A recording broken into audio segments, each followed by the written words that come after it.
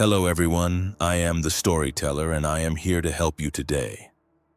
I know you use this video to fall asleep, so before that, like the video and subscribe to the channel also. Where are you from and what time are you watching now? Get comfortable and relax. The first call came at 11:42 p.m. I remember because I just glanced at the clock, wondering if I should go to bed or watch one more episode of the crime drama I'd been binging. The shrill ring of my phone made me jump, scattering popcorn across my lap. Unknown number. I hesitated, then answered hello. My voice sounded small in the quiet of my apartment. Silence, then a low, raspy breath. Hello. I repeated, irritation creeping into my tone. Who is this? The line went dead. I stared at my phone, shrugged and tossed it aside, probably a wrong number or a call. I settled back into my show, pushing the odd call out of my mind. 15 minutes later, my phone rang again, same unknown number. This time I let it go to voicemail. A minute passed and my phone buzzed with a notification. One new voicemail. I pressed play, holding the phone to my ear. That same raspy breathing filled the line for a few seconds. Then a whisper. I can see you. A chill ran down my spine. I deleted the message and blocked the number, my hands shaking slightly. Just a creep, I told myself, nothing to worry about.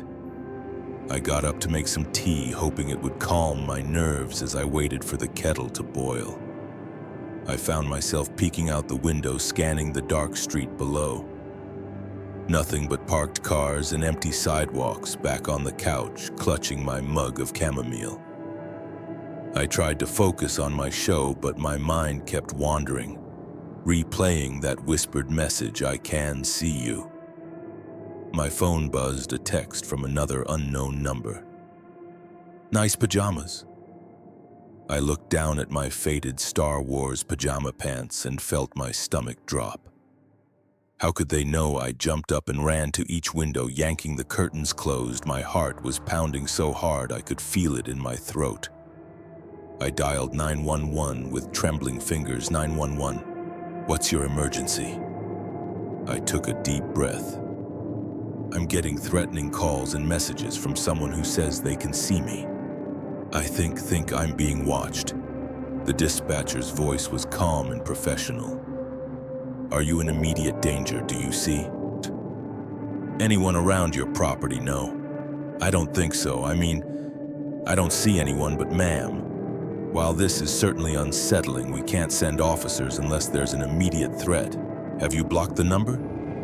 Yes, but they're using different numbers now. I understand. Keep your doors and windows locked, and if you see anyone suspicious or feel you're in danger, call us back immediately. I hung up, feeling frustrated and scared they weren't going to help me. My phone rang again, another unknown number against my better judgment. I answered. Stop calling me, I said, trying to sound firm and unafraid, a low chuckle. But we're just getting started, Sarah. My blood ran cold. They knew my name. Who is this? What do you want? I demanded. I want you to look out your window, Sarah. I have a surprise for you. The line went dead. Every instinct screamed at me not to do it, but I found myself moving towards the window.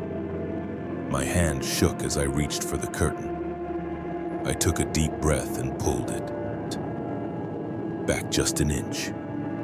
At first, I saw nothing. Then a movement caught my eye. A figure stood on the sidewalk across the street, partially hidden by a tree. They were looking right at my window. I let the curtain fall back and stumbled away from the window. My heart racing. This couldn't be happening. It had to be a coincidence, right? Just some random person standing on the street. My phone buzzed with a new text. I told you I could see you. Panic gripped me. I ran to my bedroom, slamming and locking the door behind me. I pushed my dresser in front of it for good measure. The wood scraping loudly against the floor, huddled on my bed, I called 911 again. There's someone outside my apartment. I said, my voice shaking. "They've been calling and texting me, and now they're outside. Please, I need help. We'll send a patrol car to check it out. Stay inside and keep your doors locked." I hung up and waited, every muscle in my body tense. The minutes crawled by like hours, every small sound made me flinch. The hum of the refrigerator, the ticking of my bedside clock, the rustle of leaves outside my window. I hadn't closed the bedroom curtains. I looked up slowly, dreading what I might see. The glass reflected my pale, terrified face back at me. Beyond that, the dark night sky, a few visible stars, the silhouettes of trees, and a face pressed against the glass, grinning. I screamed, scrambling backwards off the bed. I hit the floor hard. Tangled in my blanket, the face disappeared from the window, sobbing. I crawled to the corner of the room, as far from the window as I could get. I could hear my phone ringing in the living room, but there was no way I was leaving this room. A sharp knock on my bedroom door made me yelp. "Sarah, this is Officer Martinez with the police department. Are you all right?" Relief washed over me. Yes, I'm here," I called out, my voice hoarse. I shoved the dresser away from the door with shaking arms and unlocked it. 2 police officers stood in my hallway, looking concerned. "Are you hurt, ma'am?" Officer Martinez asked. I shook my head, "No." "But there was someone at my window right there." I pointed, but the window showed nothing but darkness now. The officers did a thorough check of my apartment and the surrounding area. They found no signs of an intruder. No footprints beneath my window. "Your fire escape is secure, and there's no way someone could have climbed up to this window without equipment," Officer Chen said. "Are you sure you saw someone?" I nodded vigorously. "I'm sure he was right there looking in at me, and the calls, the texts, look." I showed them my phone, but the messages from the unknown numbers were gone, deleted somehow. The officers exchanged a look I couldn't quite read. "Miss Carter, is there someone who could stay with you tonight, a friend or family member?" Officer Martinez asked gently. I shook my head.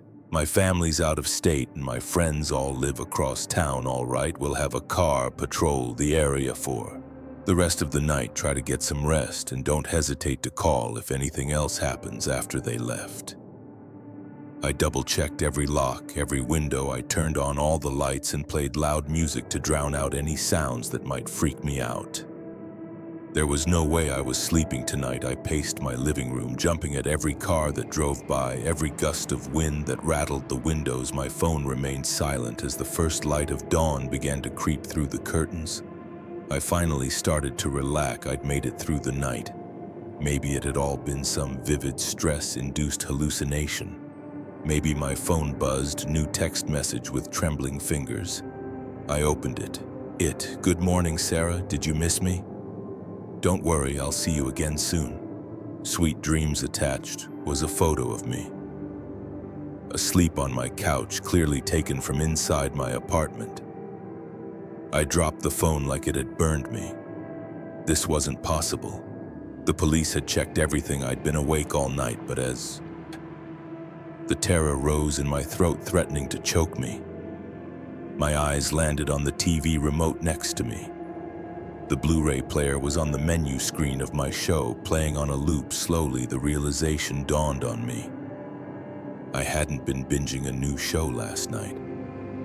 I'd been watching my own life recorded and played back to me. How long had they been watching? How did they get in?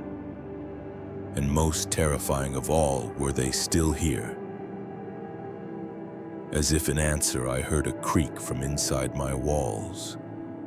A sound I'd always dismissed as old pipes or settling foundations. Now I knew better. My phone buzzed again, trembling. I looked at the screen, ready for the next episode. The headlights barely cut through the torrential downpour as I navigated the winding country road. It was well past midnight and I was exhausted from hours of driving. That's when I saw him, a lone figure on the roadside, thumb outstretched, drenched to the bone against my better judgment. I slowed down. Little did I know this decision would plunge me into a nightmare I couldn't have imagined. I pulled over the wipers, struggling to keep up with the relentless rain. The man jogged to my passenger side and I leaned over to unlock the door. He slid in, bringing with him the smell of wet clothes and something else I couldn't quite place. "Thanks, mate," he said, pushing back his soaked hood. "Thought I'd be out here all night," I nodded, pulling back onto the road. "No problem. Where you headed? Next town over?" "If that's all right," he replied, his voice oddly calm for someone who'd been stranded in such awful weather. I glanced at him. He was younger than I had initially thought, maybe mid-20s, with sharp features and eyes that seemed to reflect the dim light of the dashboard. "I'm Jake," I offered, hoping some conversation would keep me alert for the drive, Matt. He replied simply. We drove in silence for a few minutes, the rhythm of the rain and the swish of the wipers. The only sounds. I tried to focus on the road, but my eyes kept darting to my unexpected passenger. There was something off about him, but I couldn't put my finger on what. "So what brings you out on a night like this?" I asked, trying to break the uncomfortable silence. Matt shrugged. "Sometimes you just need to get away, you know?" I nodded, though I didn't really understand who chooses to hitchhike in the middle of a storm. "What about you?" he asked. "Long drive, yeah. Coming back from a business trip, should have gotten a hotel for the night, but I wanted to get home." Matt hummed in response, his eyes fixed on the road ahead. The rain seemed to be getting heavier. If that was even possible, I leaned forward, squinting through the windshield. "Crazy weather, huh?" I said, more to fill the silence than anything else. No response. I glanced over at Matt and my heart nearly stopped. The passenger seat was empty. I slammed on the brakes, the car fishtailing slightly on the wet road. I looked around wildly, half expecting to see Matt somehow in the back seat, but the car was empty. Except for me. My mind raced. Had I imagined him? Was I so tired that I'd hallucinated an entire conversation? But no. The seat was wet where he'd been sitting. The musty smell of his damp clothes still lingered in the air. With shaking hands, I put the car in park and turned on the interior lights. I searched the car, looking under the seats, even popping the trunk, though. I knew it was impossible for him to have gotten there. Nothing, no trace of Matt. I got back in the car, my clothes now soaked from the rain, and sat there trying to make sense of what had just happened. There was no way he could have jumped out. We'd been going at least 50 miles and I would have noticed the door opening. I took a deep breath, trying to calm my racing heart.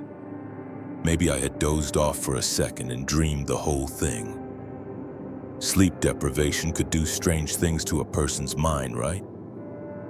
But as I went to put the car back in, something caught my eye. There on the dashboard was a small puddle of water, and next to it, unmistakable AK. Ably was a muddy fingerprint. A chill ran down my spine. This was real.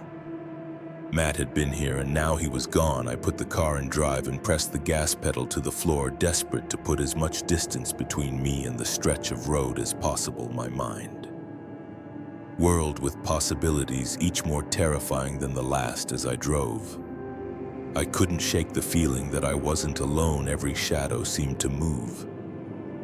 Every reflection in the rearview mirror made me jump. I found myself checking the back seat obsessively, half expecting to see Matt's face grinning back at me after what felt like hours, but was probably only minutes. I saw lights ahead, a gas station. I pulled in the bright fluorescent lights of stark contrast to the dark, wet night. I sat there for a moment, engine idling, trying to decide what to do. Should I call the police? Would they even believe me finally? I worked up the courage to go inside. The bell above the door jingled as I entered, making me jump. The clerk, an older man with a scraggly beard, looked up from his magazine. "Nasty night to be out," he commented. I nodded, trying to appear calm. "Yeah, it's pretty bad out there." "Hey, this might sound crazy, but have you seen anyone else come through here tonight? A young guy, maybe mid-20s? The clerk furrowed his brow. "Can't say that I have. You're the first customer I've had in hours." "Everything okay?" I hesitated. Should I tell him? Would he think I was crazy? I picked up a hitchhiker a few miles back. I started the words tumbling out, and then he just disappeared from inside my moving car.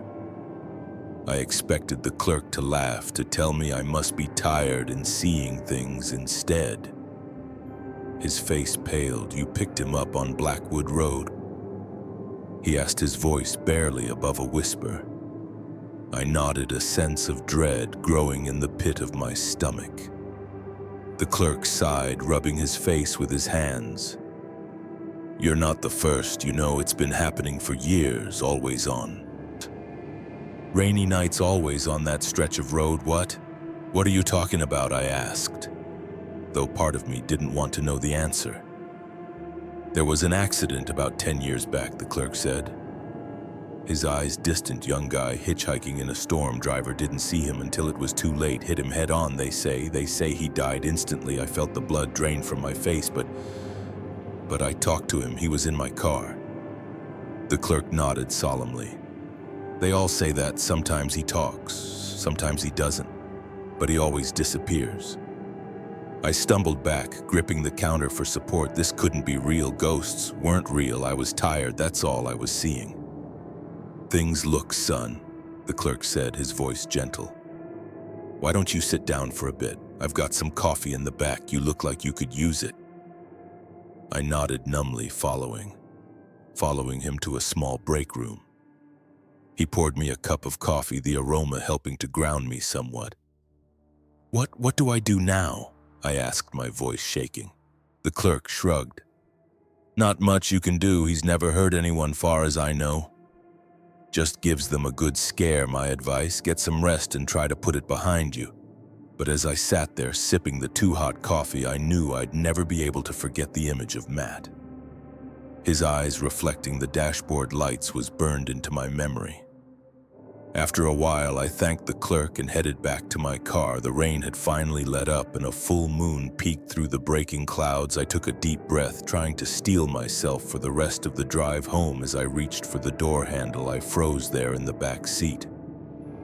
Was a shape, a human shape. My heart pounded as I leaned in for a closer look. It was my jacket, the jacket I could have sworn I'd left at home. I laughed.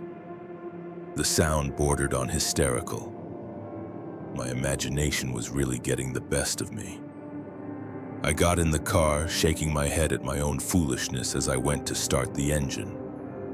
My eyes caught something in the rearview mirror for just a second. I could have sworn I saw Matt's face, his eyes meeting mine in the reflection. But when I whipped around to look, the back seat was empty. I peeled out of the gas station, my tires squealing on the wet pavement as I drove. I couldn't shake the feeling that I wasn't alone. Every shadow on the road looked like a person. Every reflection in my mirrors made me flinch. I made it home in record time, my hands shaking as I unlocked my front door. I left the lights off, not wanting to see if anything or anyone had followed me home. As I lay in bed that night, unable to sleep, I couldn't stop thinking about Matt. Was he out there now, thumb outstretched on that lonely stretch of road? How many other unsuspecting drivers would pick him up only to be left shaken and questioning their sanity? One thing was certain: I'd never pick up another hitchhiker again. And on rainy nights, I'd be sure to avoid Blackwood Road, because now I knew the truth. Sometimes the ghosts of the past don't stay in the past. Sometimes they hitch a ride into the present, leaving us to grapple with a reality we're not prepared to face. The moment I answered that call, I knew this night shift would be different. Her voice, trembling and desperate, shattered the monotonous silence of the empty office building. "Please," she whispered, "you have to help me. I'm trapped somewhere inside." Little did I know those words would plunge me into a nightmare that would make me question everything I thought I knew about this place I'd guarded for years. I've been a night security guard at Oakwood Tower for the better part of a decade. 12 floors of polished corporate emptiness, my domain from dusk till dawn. I know every creaky floorboard, every flickering light, every shadow that stretches across the silent hallways, or at least I thought I did. That night started like any other. I arrived at 10 p.m., relieved the day shift guy, and settled into my usual routine, a quick patrol of the building. Then back to the security desk to watch the cameras and catch up on some reading. The place was dead quiet as always. Just the hum of the air conditioning and the occasional ping of the elevator to keep me company. It was around midnight when the call came in.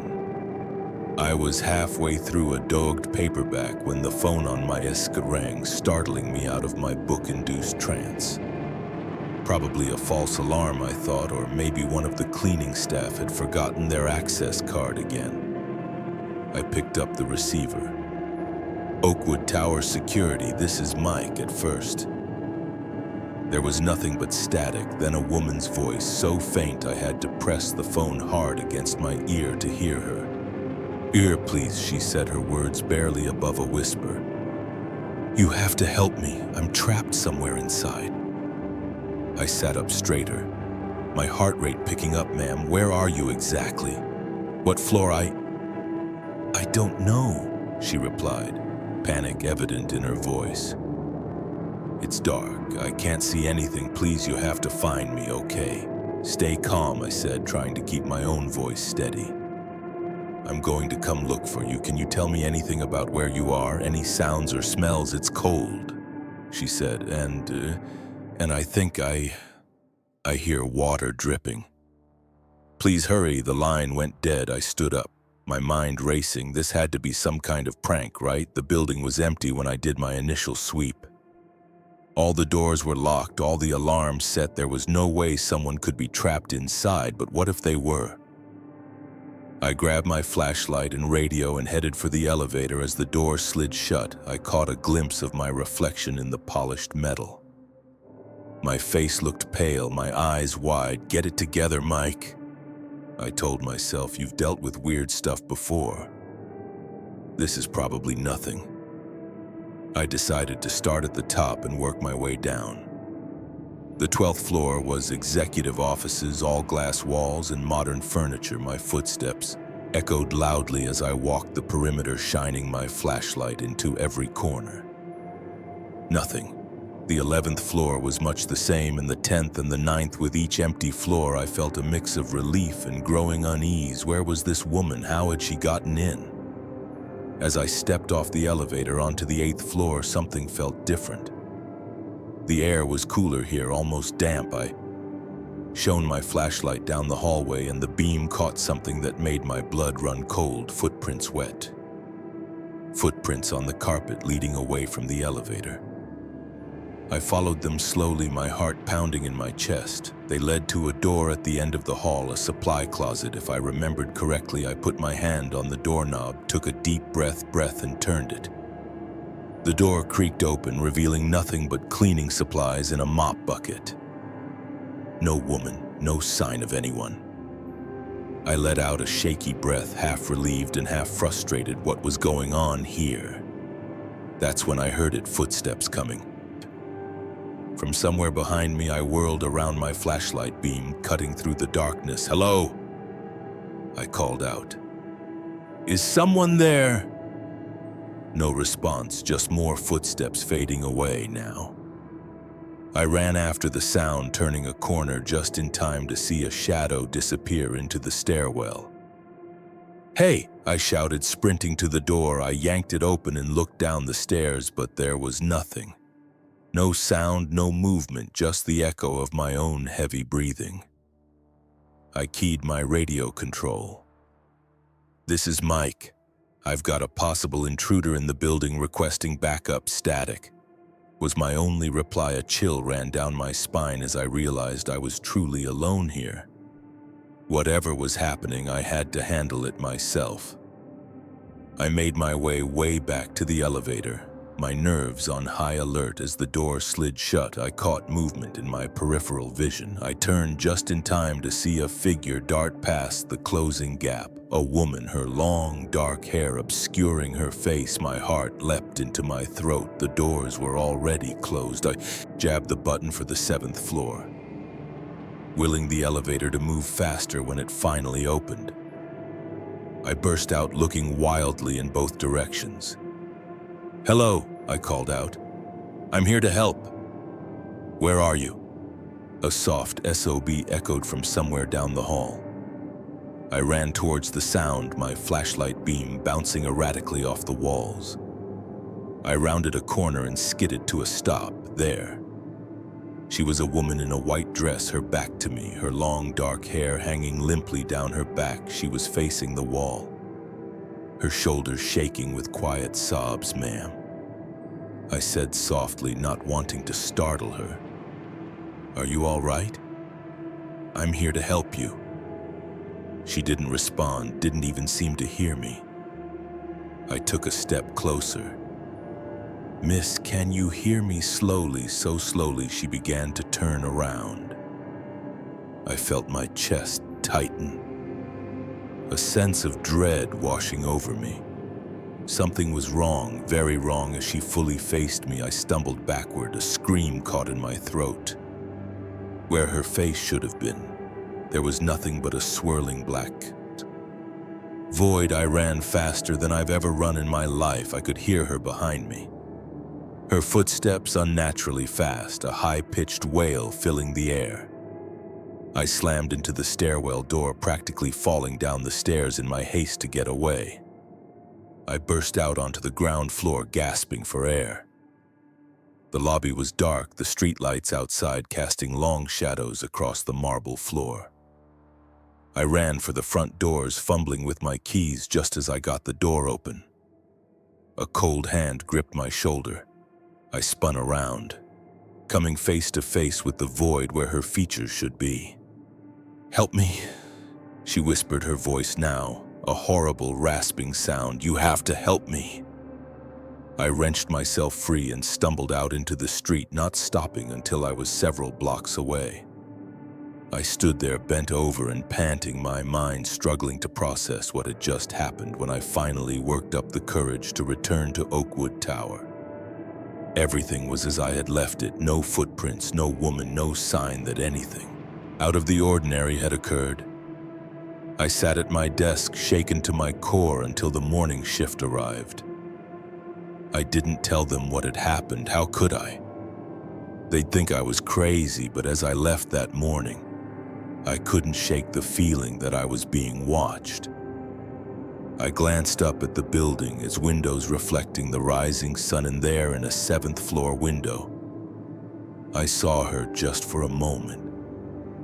A pale face, long dark hair, and eyes that seemed to bore into my very soul. I quit my job that day, found a new gig across town.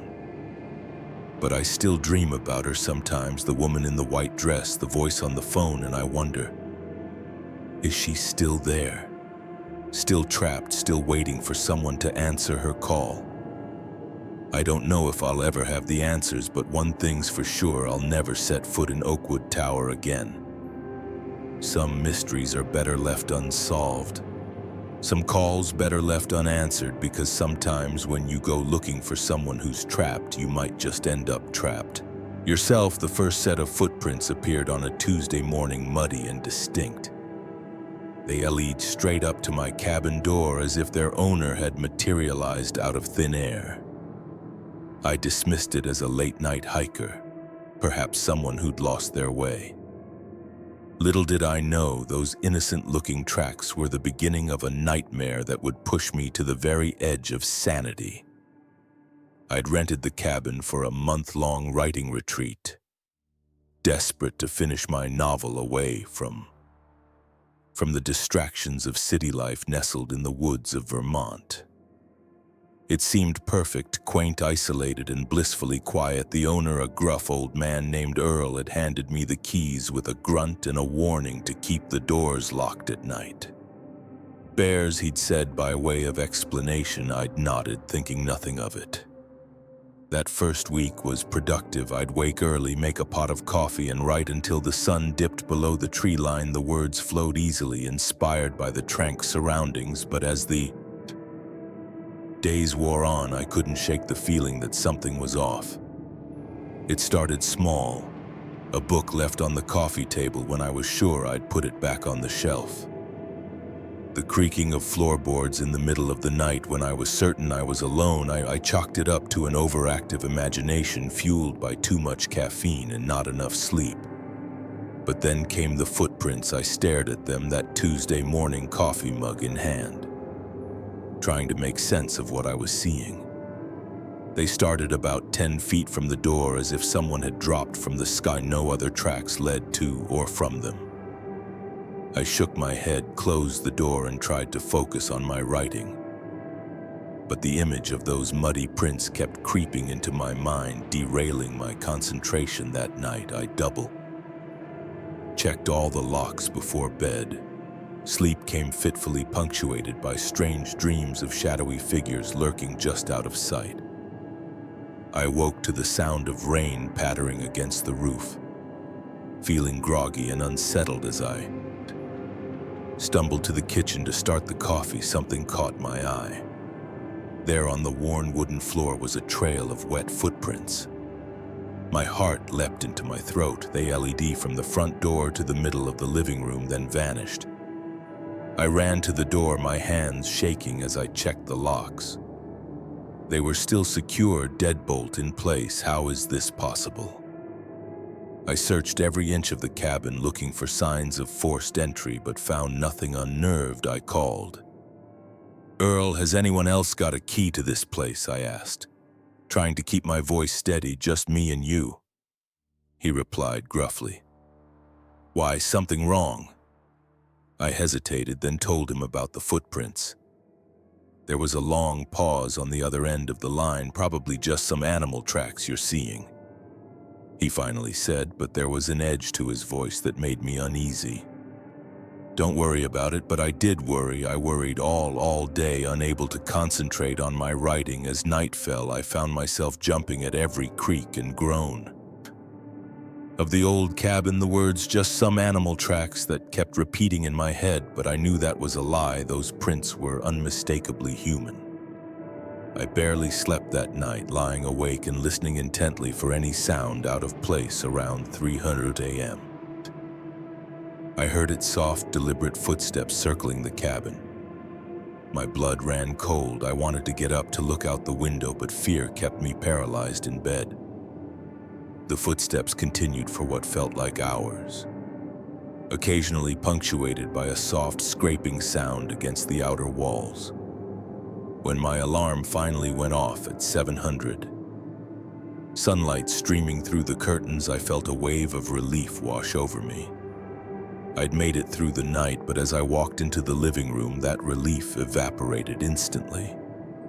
There, scratched into the wooden floor, was a single word. Soon I ran out of the cabin, not even bothering to change out of my pajamas. I needed to get to town to talk to Earl face to face. This was beyond animal tracks or overactive imagination. Something was terribly wrong. Earl's shop was at the edge of town, a rundown general store that had seen better days. The bell jingled as I burst in, startling the old man behind the counter. "Whoa there," Earl said, eyeing my disheveled appearance. "What's got you in such a state?" Words tumbled out of me in a rush. The footprints, the noises, the scratched message. Earl's face grew more grave with each detail. When I finished, he sighed heavily. "I was hoping it wouldn't come to this." He muttered, more to himself than to me. "Thought maybe it had moved on." "What had moved on?" I demanded. "What's going on, Earl?" He looked at me for a long moment, then gestured for me to follow him into the back room. He poured 2 glasses of whiskey, handed me one, and settled into a worn armchair. That cabin. He began, his voice low. It ain't just a cabin, it's got a history. He told me a story that chilled me to the bone. Decades ago, a man had lived in that cabin, a recluse, odd but harmless, until the day they found the bodies, 3 hikers brutally murdered. The man vanished, never to be seen again, some say. He died out there in the woods, Earl continued. Others say, well, they say he's still out there waiting. I downed my whiskey in one gulp, my mind reeling. Why didn't you tell me this before I asked? Anger rising in my voice. Earl shrugged, didn't think you'd believe me, and it's been quiet for years now. Thought maybe it was over. I left Earl's shop in a daze, unsure of what to do. Part of me wanted to pack up and leave immediately, but another part, the writer in me perhaps, was morbidly curious. What if this was real? What if I could uncover the truth? I returned to the cabin, my senses on high alert. The scratched message was still there, mocking me. I spent the day researching the murders, finding old newspaper articles that corroborated Earl's story. As night fell, I found myself both dreading and anticipating what might come. I didn't have to wait long. Just after midnight, the footsteps started again. This time, instead of hiding, I crept to the window. What I saw nearly stopped my heart. A figure stood at the edge of the clearing, barely visible in the moonlight. Tall and gaunt, with clothes hanging in tatters, it swayed, slightly as if in a breeze I couldn't feel as I watched, frozen in terror. It turned its head towards the cabin, towards me. I stumbled back from the window, my breath coming in ragged gasps. This couldn't be real. It had to be a nightmare, a hallucination, anything but reality. A soft scratching at the door jolted me back to my senses. I looked around wildly for a weapon, finally grabbing a heavy table lamp. The scratching continued, growing more insistent. Then silence. I stood there, lamp raised for what felt like hours. Slowly, I approached the door. My hand shook as I reached for the knob. I don't know what compelled me to open it. Morbid curiosity, a desire to prove to myself that this was all in my head. Whatever the reason, I turned the knob and pulled the door open. Nothing. The porch was empty, the woods beyond. Still and silent, I let out a shaky breath, feeling foolish, maybe. Earl's story had gotten to me more than I thought. That's when I saw it. A new message scratched into the wooden porch floor. Welcome home. I didn't stop to pack, didn't stop to call Earl.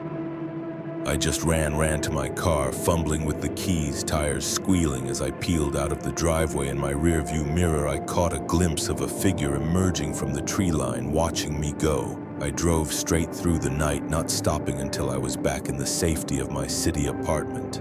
I tried to tell myself it was all a bad dream, a product of isolation and an overactive imagination.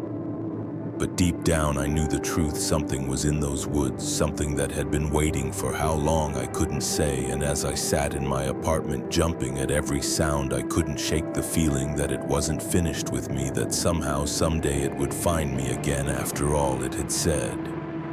Welcome home, and home, as they say, is where the heart is, even if that heart has long since stopped beating. The moment I saw his eyes in the rearview mirror, I knew I'd made a terrible mistake. What had started as an act of kindness on a rainy night was quickly turning into a nightmare as we drove deeper into the unknown. One thought kept repeating in my mind: I had to get out of this car, no matter what it took. It was past midnight and I'd been driving for hours. The rain had started as a light drizzle, but had turned into a relentless downpour, making it nearly impossible to see more than a few feet ahead. My windshield wipers were working overtime, and I was considering pulling over to wait out the storm when I saw him.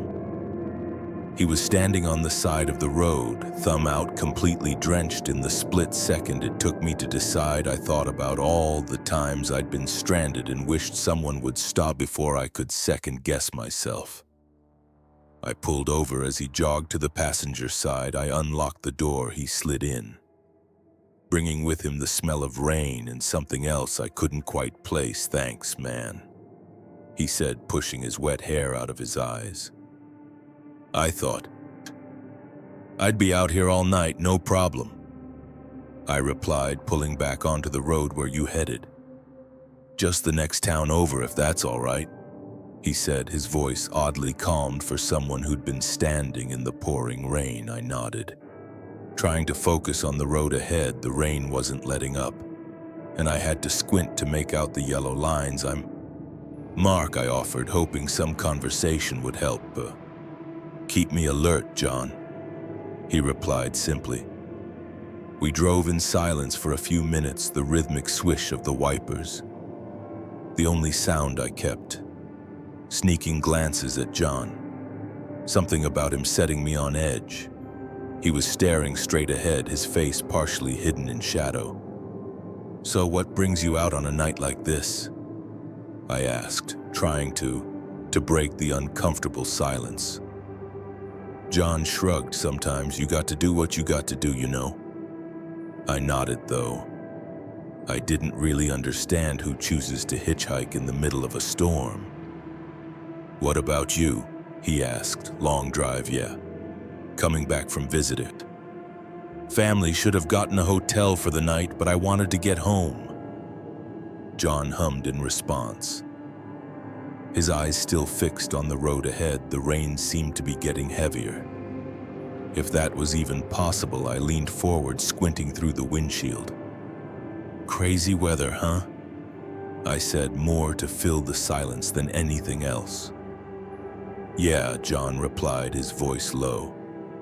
"Perfect night for a drive, though. No one else on the road." Something in his tone made my skin crawl. I gripped the steering wheel tighter, suddenly very aware of how isolated we were. "So where exactly is this next town?" I asked, trying to keep my voice casual. John shifted in his seat. "Oh, not too far now. Just keep driving straight." I frowned. We'd been on this road for a while now, and I hadn't seen any signs for upcoming towns. In fact, I was starting to think we'd missed a turn somewhere. "Are you sure?" I asked. "I don't remember the next town being this far." JN turned to look at me then, and in the dim light of the dashboard I saw something in his eyes that made my blood run cold. There was a hardness there, a glint of something dangerous. I said, "Keep driving," he said, all pretense of friendliness gone from his voice. My heart started racing. I gripped the steering wheel so tight my knuckles turned white. "Look, I think there's been a misunderstanding. Maybe I should just let you out here before I could finish." I felt something press against my side. I glanced down and saw the glint of a knife blade. "Keep driving," JN said, each word punctuated with menace. My mouth went dry. I pressed down on the gas pedal, my mind racing. How had I gotten myself into this situation? What did he want? We drove in tense slunts for what felt like hours, but was probably only minutes. The rain continued to pour down, isolating us in a bubble of fear and uncertainty. "Turn right up here, John," suddenly commanded. I looked ahead and saw a small dirt road leading off into darkness. My stomach dropped. There was no way this led to a town. "Please," I said, hating how my voice shook. "Just take my wallet, my phone, whatever you want." "You don't have to do this," John laughed, a harsh sound that sent chills down my spine. "Oh, but I do now. Turn." With shaking hands, I turned onto the dirt road. The car bounced and slid in the mud, the headlights barely cutting through the darkness ahead. My mind raced, trying to think of a way out. Could I crash the car, jump out? But with the knife at my side, any sudden movement could be fatal. "Stop here," John said. After we'd gone about a mile down the road, I brought the car to a stop, the engine idling. We were surrounded by dense forest on both sides, no signs of civilization in sight. "Get out," he ordered. "Please, I tried one last time. You don't have to do this." The pressure of the knife increased, I said. "Get out slowly." I opened the door and stepped out into the rain. It was coming down in sheets now, soaking me to the bone in seconds. JN got out on the other side. The knife still pointed at me.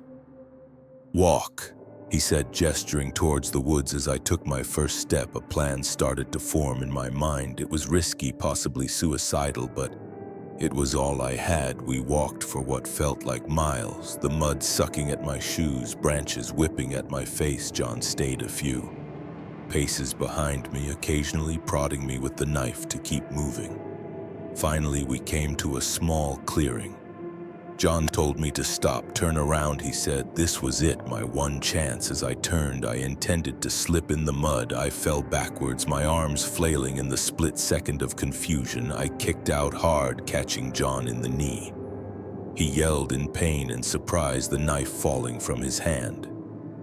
I scrambled to my feet and ran. I ran like I'd never run before, crashing through the underbrush, branches tearing at my clothes and skin. I could hear John behind me cursing and stumbling. I had no idea where I was going, just that I had to get away. The rain made it hard to see, hard to breathe, but I didn't stop after what felt like hours, but was probably only minutes. I burst out of the woods and onto a road. By some miracle, a car was approaching. I waved my arms frantically, probably looking like a madman. The car slowed, and I saw the concerned face of an elderly woman peering out at me. "Please," I gasped. "Help me." She must have seen the terror in my eyes, because she unlocked the doors without hesitation. I climbed in, my hand shaking so badly I could barely close the door. "Drive," I said. "Please, please, just drive." As we sped away, I looked back at the woods for a moment. I thought I saw a figure standing at the edge of the tree line, watching us go. But then we turned a corner and it was gone. The woman, bless her, drove me straight to the police station. I gave my statement, still shaking, still soaked to the bone. They never found John. The woods were searched, but there was no trace of him. Sometimes I wonder if he was ever real, or if he was some manifestation of my worst fears brought to life by that dark, stormy night. But then I remember the cold press of the knife against my side, the glint in his eyes, and I know it was all too real. I don't drive at night anymore if I can help it. And I never ever pick up hitchhikers. Some acts of kindness aren't worth the risk, because sometimes the real monsters aren't hiding in the woods or under our beds. Sometimes they're sitting right next to us, waiting for their moment to strike. The first time I noticed something was off, it was my favorite coffee mug. I could have sworn I'd left it in the sink. But there it was, sitting on the kitchen counter, clean and dry. I brushed it off as forgetfulness, a side effect of my long hours at work, but as the days went by, more things started to feel wrong. Little did I know this was just the beginning of a nightmare that would turn my own home into a prison of fear and paranoia. I'd been living in this apartment for about 6 months. It was nothing fancy, just a small one-bedroom in a quiet part of town. The rent was cheap, and the landlord, Mr. Keegan, seemed nice enough. He was an older guy, probably in his 60s, with thinning gray hair and a perpetual look of exhaustion on his face at first. Everything was normal. I'd come home from work, make dinner, maybe watch some TV and go to bed, but then things started to change. It was subtle at first, a book out of place here, a chair moved slightly there. I told myself I would. Was just being absent-minded too. Stressed from my job to remember where I put things. But then I started noticing bigger things one day. I came home to find my laptop open on the coffee table. I always shut it down and put it away before leaving for work. Another time I found wet footprints leading from the bathroom to the front door, footprints that were too big to be mine. I started to feel uneasy in my own home. I'd walk into a room and get the distinct feeling that someone had just been there. The air would feel different somehow. Disturbed, I catch whiffs of unfamiliar cologne or hear the faintest echo of footsteps. When I knew I was alone, I considered talking to Mr. Keegan about it. But what would I say that I thought someone was sneaking into my apartment to move my things around? He'd think I was crazy, so I kept quiet and tried to convince myself that I was just being paranoid. But then came the night that changed everything. I woke up. Suddenly, my heart pounding, something had pulled me from sleep, but I didn't pinpoint what the digital clock on my nightstand read. As I lay there trying to calm my racing pulse, I heard the soft creak of a floorboard in the living room. I froze, barely daring to breathe. There it was. Again, closer this time, someone was in my apartment. Panic gripped me. I reached for my phone, ready to call 911. But my fingers froze over the keypad. What if they heard me? What if they came in here? The footsteps stopped right outside my bedroom door. I could see the shadow of feet in the gap beneath it. My whole body tensed, waiting for the handle to turn. But it didn't. After what felt like an eternity, the shadow moved away. I heard more creaks. Then the soft click of the front door closing. I didn't move for hours, too terrified to even check if they were really gone when the first light of dawn started to creep through my curtains. I finally found the courage to get up. The apartment looked normal. Nothing was missing. Nothing was out of place. If it weren't for the lingering scent of that unfamiliar cologne, I might have convinced myself it was all a bad dream. I called in sick to work that day. I couldn't bear the thought of leaving my apartment unattended. Instead, I went to the hardware store and bought new locks for my doors and windows. I installed them all myself, my hands shaking the entire time that night. I barely slept. Every little noise made me jump. I kept imagining I heard footsteps, kept seeing shadows move out of the corner of my eye the next day. Exhausted and on edge, I decided I needed proof. I went out and bought a small security camera, the kind you can hide easily. I set it up in my living room, angled to capture most of the apartment. For days, nothing happened. The camera recorded hours of empty rooms and me going about my daily routine. I started to think that maybe I had imagined the whole thing, that stress and lack of sleep had made me paranoid. And then a week after I installed the camera, it happened. I was at work when I got the notification on my phone that the camera had detected movement with shaking hands.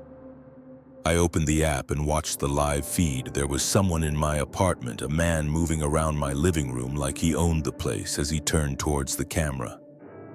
I felt my blood run cold. It was Mr. Keegan. I watched in horror as he casually walked through my home, picking things up and examining them.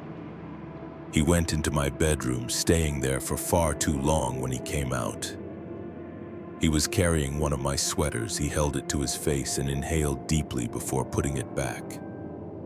I felt sick. This couldn't be happening. How long had this been going on? How many times had he been in my home while I was away, while I was sleeping? I left work early, my mind reeling. I didn't know what to do. Should I confront him, call the police, move out immediately? When I got home, everything looked normal, just like always. But now I knew the truth. I could almost see the ghost of Mr. Keegan moving through my rooms, touching my things, invading my privacy. I couldn't stay there. I packed a bag and went to stay with a friend, showing her the video footage and explaining everything. She insisted we go to the police. The officers took my statement and watched the video. They seemed concerned but warned me that since Mr. Keegan was the landlord and technically had the right to enter for maintenance, it might be hard to prove criminal intent still. They agreed to investigate. They interviewed Mr. Keegan, who apparently broke down and confessed almost immediately he'd been doing this for years. He said to multiple tenants the police found evidence in his own apartment, photographs, stolen items, detailed journals of his intrusions. I never went back to that apartment. I couldn't bear the thought of being in that space, knowing what had happened there. Even after moving to a new place, it took months before I could relax in my own home again. Sometimes I still wake up in the middle of the night, certain I hear footsteps outside. My door, I have to remind myself that it's over, that I'm safe now. But a part of me wonders if I'll ever truly feel secure again. The experience taught me a harsh lesson about trust and privacy. We like to think of our homes as sanctuaries, as the one place where we can truly be ourselves, but the truth is we're vulnerable. Even in our most private spaces, the locks on our doors can't always keep out the monsters, especially when the monster has a key now. I always check my security cameras before I go to bed. I have sensors on all my doors and windows. Some might call it paranoia, but I call it self-preservation because I know firsthand that sometimes the greatest threats aren't strangers lurking in dark alleys. Sometimes they're the familiar faces we see every day, hiding sinister secrets behind friendly smiles. Mr. Keegan is in prison now. But I often wonder about his other victims. How many lives did he invade? How many people are out there feeling uneasy in their own homes, not knowing why? And how many other Mr. Keegans are out there holding keys to apartments, hiding behind the facade of helpful landlords? I don't have answers to these questions. All I know is that I'll never take my privacy for granted again. Because once it's violated, you realize just how precious and fragile it really is, and no lock in the world can fully restore that sense of security once it's been shattered. The moment I opened that suitcase, I knew my life would never be the same. Stacks of crisp bills stared back at me, more money than I'd ever seen in my life. But as the pounding on my motel room door grew louder, I realized that finding a fortune might just cost me everything. It had been a long day of driving. I was on my way to start a new job in a new city, leaving behind a failed relationship and a mountain of debt. The cheap motel on the outskirts of town wasn't much, but it was all I could afford for the night. I remember thinking how quiet the place was as I pulled into the parking lot. Just a few cars scattered here and there, their owners probably tucked away in their rooms for the night. The neon vacancy sign flickered weakly, casting an eerie red glow over the cracked asphalt. The night clerk barely looked up from his magazine as I checked in. He slid a key across the counter, an actual metal key, not one of those electronic cards. It felt heavy in my hand, like it carried the weight of all the stories these walls had seen. Room 13. Of course, I lugged my duffel bag up the creaky stairs, the smell of stale cigarettes and cheap air freshener assaulting my nose, the key stuck in the lock. And for a moment I thought I might be spending the night in the hallway, but with a final jiggle and a hard turn, the door swung open. The room was about what I expected: faded wallpaper, a sagging bed, and a TV that looked like it had been around since the 90s, but it was clean enough. And at that point, all I wanted was a shower and some sleep. That's when I saw it, a suitcase sitting innocuously by the window. For a second, I thought maybe I'd walked into the wrong room. But no, this was definitely 13. I approached it cautiously, half expecting someone to jump out and yell that this was all some elaborate prank. The suitcase was old, scuffed black leather with tarnished assas fittings. It looked like something out of a noir film. I should have called the front desk right then, should have reported the mysterious luggage and asked for a different room. But curiosity got the better of me. I mean, how often do you find a strange suitcase in your motel room? The latches opened with a soft click. I held my breath as I lifted the lid. Money. Stacks and stacks of $100 bills, neatly bound and filling the suitcase to the brim. My hands shook as I picked up one of the B bundles. It felt real. It smelled real. This had to be millions of dollars. My mind raced. Where had this come from? Was it some kind of mistake, a drug deal gone wrong? I should close it, I thought, close it and pretend I never saw it. Call the police maybe, but then I thought about my maxed out credit cards, the student loans hanging over my head. The crappy apartment waiting for me in the city, all I could afford on my new entry-level salary, just as I was contemplating what this money could mean for my life. I noticed something else, a small envelope tucked into the lining of the suitcase. With trembling fingers, I opened it and pulled out a single sheet of paper. The message was brief and chilling, delivered at 1029 Cypress Avenue. You have until 2 a.m. Do not contact anyone, we're watching. I glanced at the clock on the nightstand, 11:47 p.m. Just over 2 hours. My heart pounded in my chest. This was insane. I should call the cops right now, but something stopped me. Fear, sure, but also opportunity. I looked at the money again, my mind already calculating how much I could take without it being noticed. Just a little, I thought, just enough to pay off my debts. They'd never know I was so lost in my thoughts that I almost missed the sound, a soft knock at first, then louder. Someone was at the door. I froze, the stolen bills still in my hand. The knocking came again, more insistent this time. Housekeeping, a muffled voice called. Housekeeping at midnight. No, thank you. I called back, my voice cracking. The knocking stopped, but I could sense someone still out there. I tiptoed to the door and peered through the peephole. A man stood in the hallway, dressed in a motel uniform that seemed a size too small. He was looking directly at the peephole, a slight smirk on his face as I watched. He reached into his pocket ET and pulled out something that made my blood run cold, a gun. I stumbled back from the door, my mind reeling. This was real, this was happening. I had to get out of here, but how? The only exit was the door, and there was an armed man on the other side the window. I was on the second floor, but maybe the decision was made for me as the doorknob began to turn. I hadn't even heard him picking the lock in a panic. I grabbed the suitcase and ran to the window. It was old and swollen with humidity, but adrenaline gave me strength. It flew open with a screech just as I heard the door behind me slam open. I didn't think.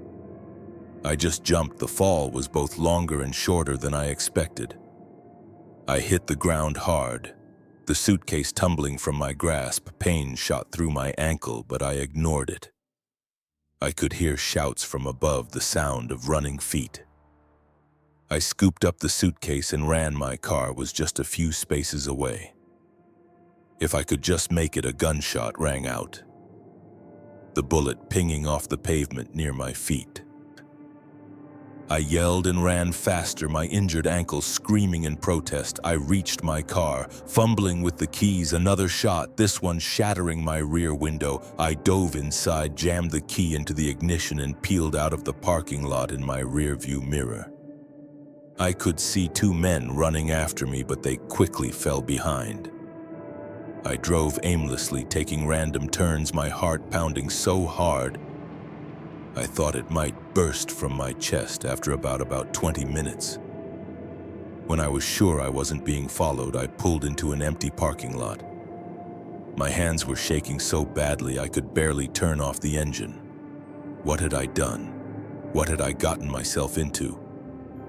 I looked at the suitcase sitting on the passenger seat. In the heat of the moment, I'd grabbed it without thinking. Now I was stuck with it, and whatever trouble came with it. I checked my phone, 12:43 a.m. A little over an hour until the deadline. I had a choice to make. I could go to the police, tell them everything. Maybe they could protect me from whoever was after this money, or I could make the delivery that whoever was behind this would let me walk away. Or I looked at the suitcase again. I could run, take the money and disappear, start a new life somewhere far away. Each option seemed impossible, fraught with danger. But I had to decide. The clock was ticking, and I knew that somewhere out there someone was watching. Waiting with a deep breath, I started the car. Whatever I decided, I couldn't stay here. As I pulled back onto the road, the weight of the suitcase seemed to grow heavier. It wanted a fresh start, a new beginning. Well, I thought grimly, be careful what you wish for. The night stretched out before me, full of possibilities and dangers, and somewhere in the city was 29. Cypress Avenue, a simple address that now held the key to my fate. I gripped the steering wheel tighter and pressed down on the gas. Whatever happened next, there was no going back now. The quiet life I'd known was over, all because of one night, one room, one mysterious suitcase, and as the city lights blurred past my windows, I couldn't help but wonder, when this night was over, would I be rich beyond my wildest dreams, in jail, or worse? Only time would tell, and time, I knew all too well, was quickly running out. The first crack of thunder made me jump, but it was the second sound, a low, guttural moan that seemed to come from the very walls of the old barn, that turned my blood to ice. I'd sought shelter from the storm, but as the shadows around me began to move in ways shadow shouldn't, I realized I'd walked straight into a nightmare. It had started as a simple camping trip, a chance to clear my head after a messy breakup, and the stress of losing my job, just me. My tent in the great outdoors. I'd chosen a remote spot in the woods, miles from the nearest town, the perfect place to reconnect with nature and forget about my problems for a while. The first 2 days were exactly what I needed. The fresh air, the quiet, the simple routine of gathering firewood and cooking over an open flame. I felt more relaxed than I had in months. But on the third day, everything changed. I woke to dark clouds rolling in the air, heavy with the promise of rain. I should have packed up, then headed back to civilization. But I convinced myself it was just a passing shower. I could wait it out. By mid-afternoon, I knew I'd made a mistake. The wind picked up, whipping through the trees with a fury that bent branches and sent leaves swirling. The first drops of rain were fat and heavy, quickly turning into a deluge that had me scrambling to secure my tent. It was a losing battle within minutes. My campsite was a soggy mess. I needed to find better shelter, and fast. That's when I remembered the old barn I'd passed on my hike the day before. It was about a mile away, but it was my best option. I grabbed my backpack, stuffed in what essentials I could, and set off through the worsening storm. By the time I reached the barn, I was soaked to the bone and shivering. The structure loomed before me, a dark silhouette against the gray sky. It was larger than I remembered, and in the gloom of the storm, it looked far more ominous than it had in the sunshine. I hesitated at the entrance, suddenly unsure. There was something off about the place, a stillness that seemed unnatural, even with the raging storm around it. Another crack of thunder made the decision for me. I ducked inside, grateful for the reprieve from the rain. The interior was dim, lit only by the occasional flash of lightning through the gaps in the wooden walls. The air was thick with the smell of damp hay and something else, something musty and unpleasant that I couldn't quite place. I moved deeper into the barn, my eyes slowly adjusting to the darkness. Old farm equipment cast strange shadows, and I could hear the scurrying of small animals in the corners. But overall, it seemed dry and secure, a good place to wait out the storm. I found a relatively clean patch of hay and sat down, rummaging in my backpack for a dry shirt. That's when I heard it, a sound so faint I thought I'd imagined it at first. A whisper, like someone exhaling a long, slow breath. I froze, my hand still in my backpack.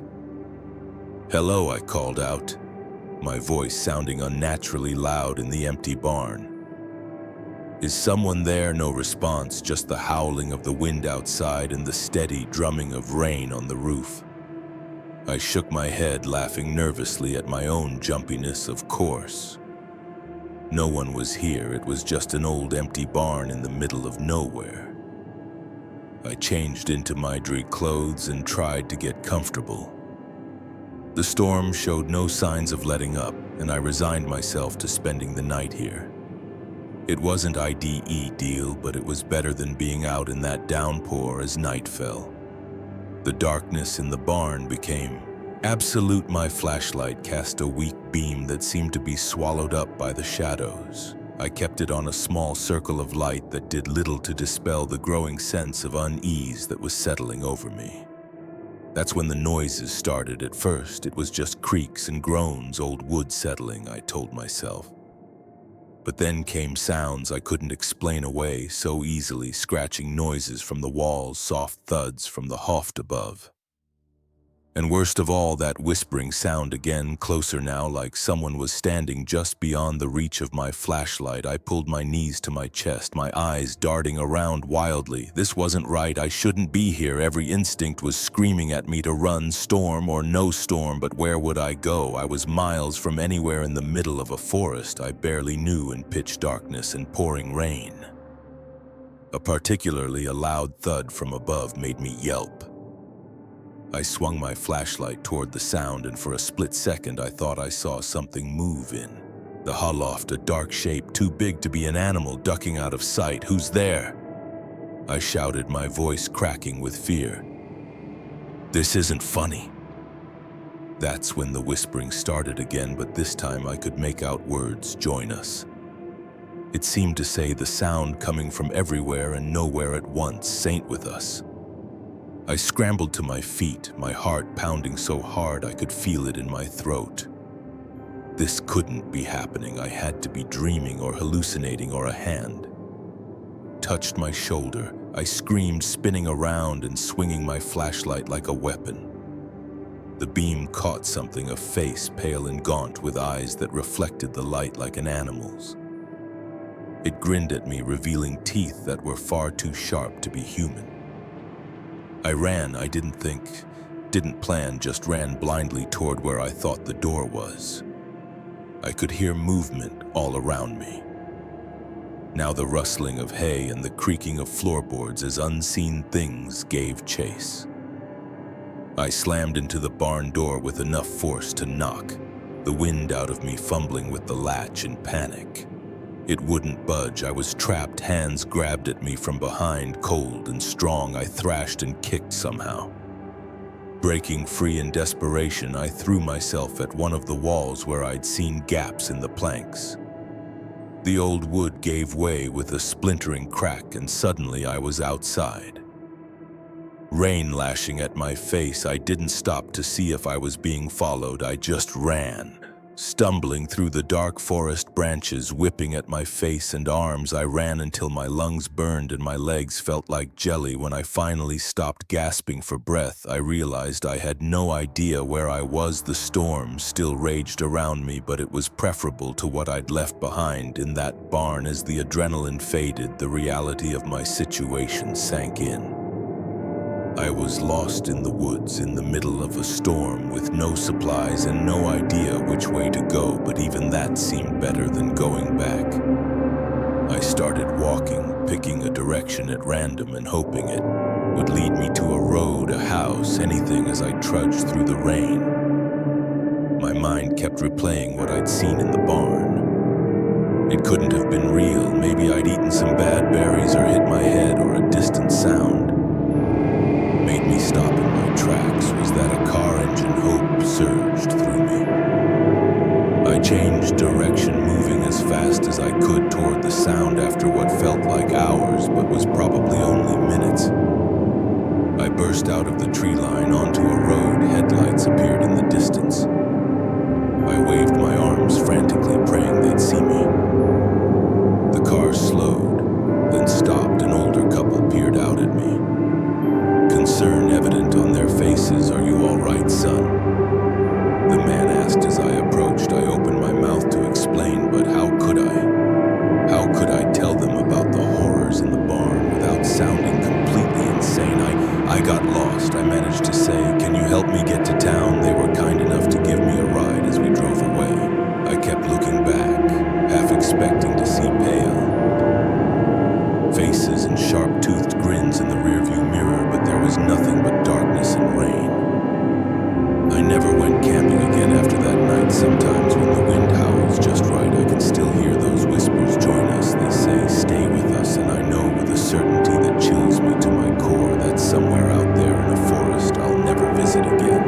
There's an old barn waiting for the next unsuspecting soul to seek shelter from the storm. The moment I realized Sarah was gone, I felt like I'd been plunged into an icy lake. 1 second she was there, sitting next to me in the passenger seat.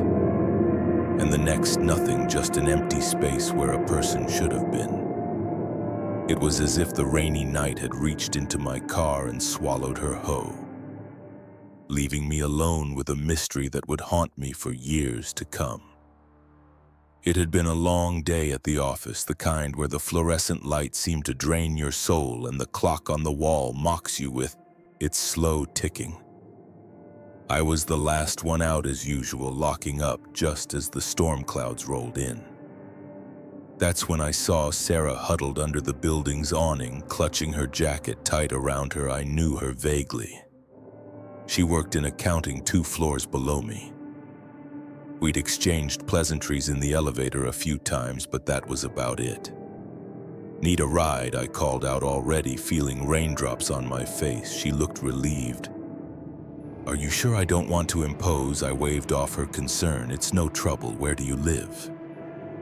As it turned out, her apartment was on my way home. We dashed to my car, the rain already coming down in sheets. Once inside, I turned up the heat, noticing how she shivered slightly in her damp clothes. "Thanks again," she said, offering a small smile. "I usually take the bus, but with this weather, no problem," I replied, pulling out of the parking lot. "I'm Tom, by the way. I don't think we've ever properly introduced ourselves, Sarah," she said, though I already knew her name. "Nice to finally meet you, Tom."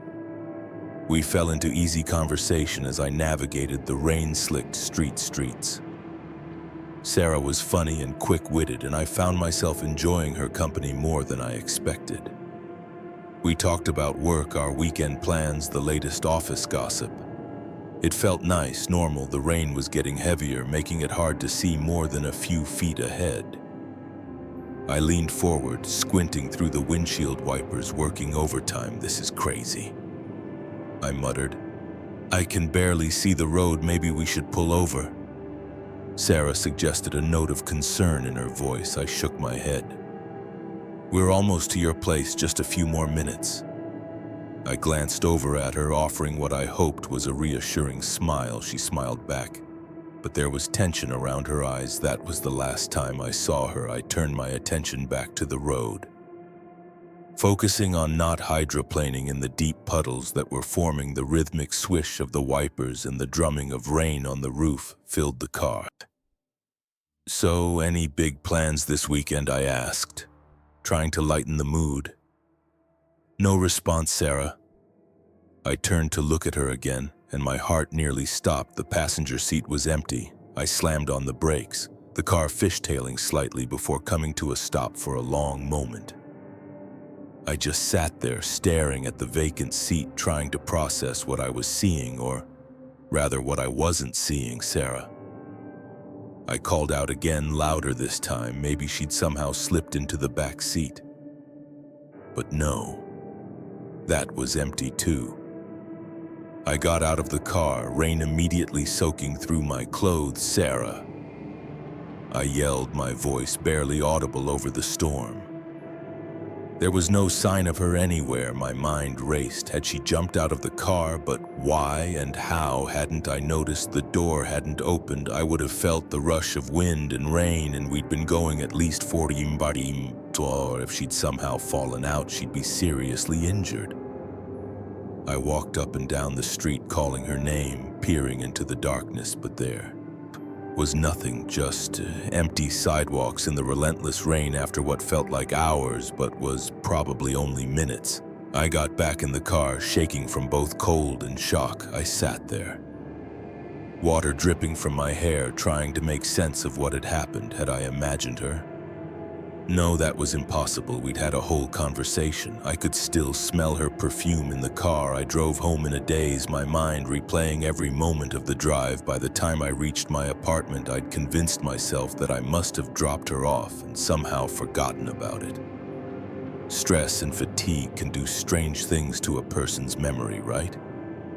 But when I checked my phone, there were no messages from Sarah thanking me for the ride, and when I got to work on Monday ready to apologize for my apparent lapse in memory, I was met with confused looks.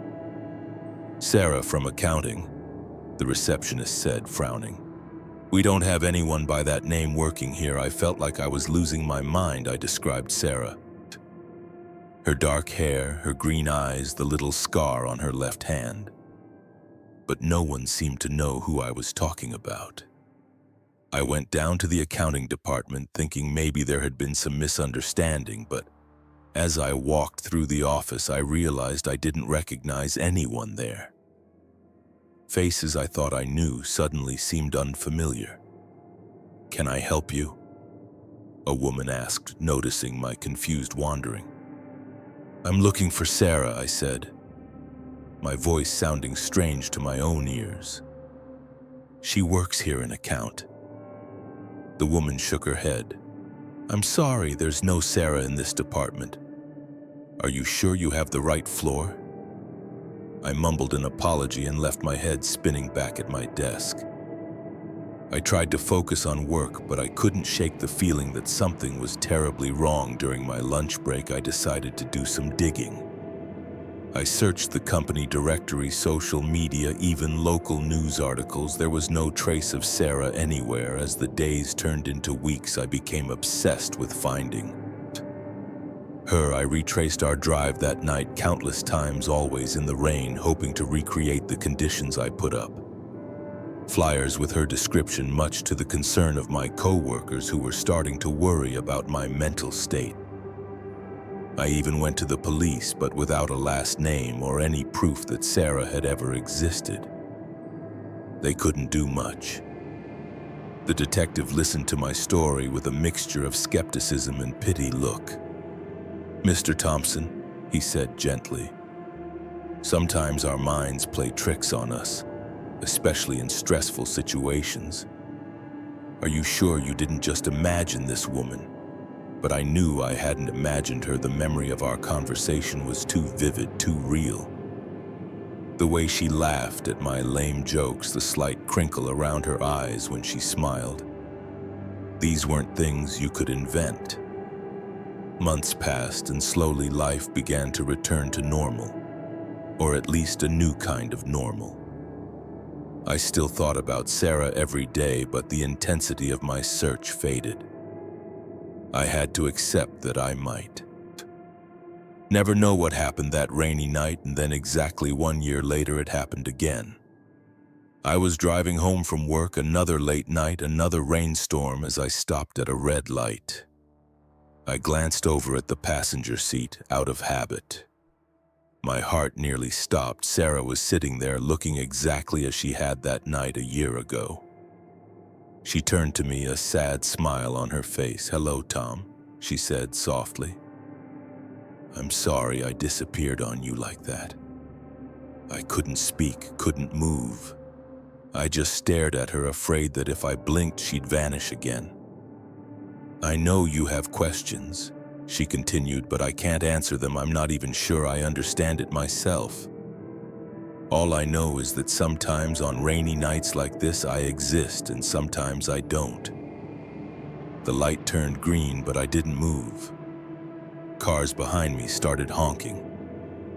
"You have to let me go, Tom," Sarah said, her form already starting to fade. "For both our sakes, just remember, not everything in this world can be explained. Some mysteries are meant to remain unsolved." And with that, she was gone again. I sat there oblivious to the angry horns behind me.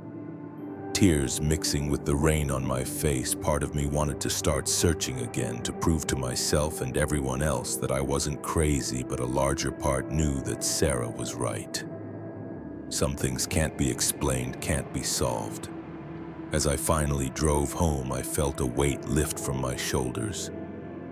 The mystery of Sarah would always be a part of me, a reminder that the world is stranger and more wonderful than we can imagine. And on rainy nights, I'd always keep an eye on my passenger seat just in case, because you never know when someone might appear or disappear right before your eyes. The moment I realized I wasn't alone in that park, every horror movie I'd ever watched flashed through my mind. The rhythmic sound of my feet hitting the pavement was joined by another set of footsteps perfectly in sync with mine, but always just out of sight as the shadows grew longer and my heart raced faster. I knew this late-night run was about to turn into a nightmare I might not escape. It had started as a normal Tuesday. Work was stressful as usual. And by the time I got home, I was a bundle of nerves and pent-up energy. A run always helped clear my head, so I laced up my shoes and headed to Oakwood Park, just a few blocks from my apartment. The park was different at night. The familiar playground and picnic areas took on an eerie quality in the dim glow of the scattered streetlights. But I'd run here countless times before, and the solitude was part of the appeal.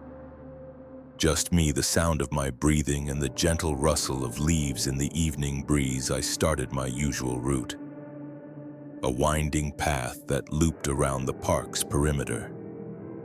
The first lap was uneventful. I focused on my breathing, feeling the day's tension start to melt away with each step. By the second lap, I had fallen into a comfortable rhythm. That's when I first noticed it, a sound just on the edge of my hearing.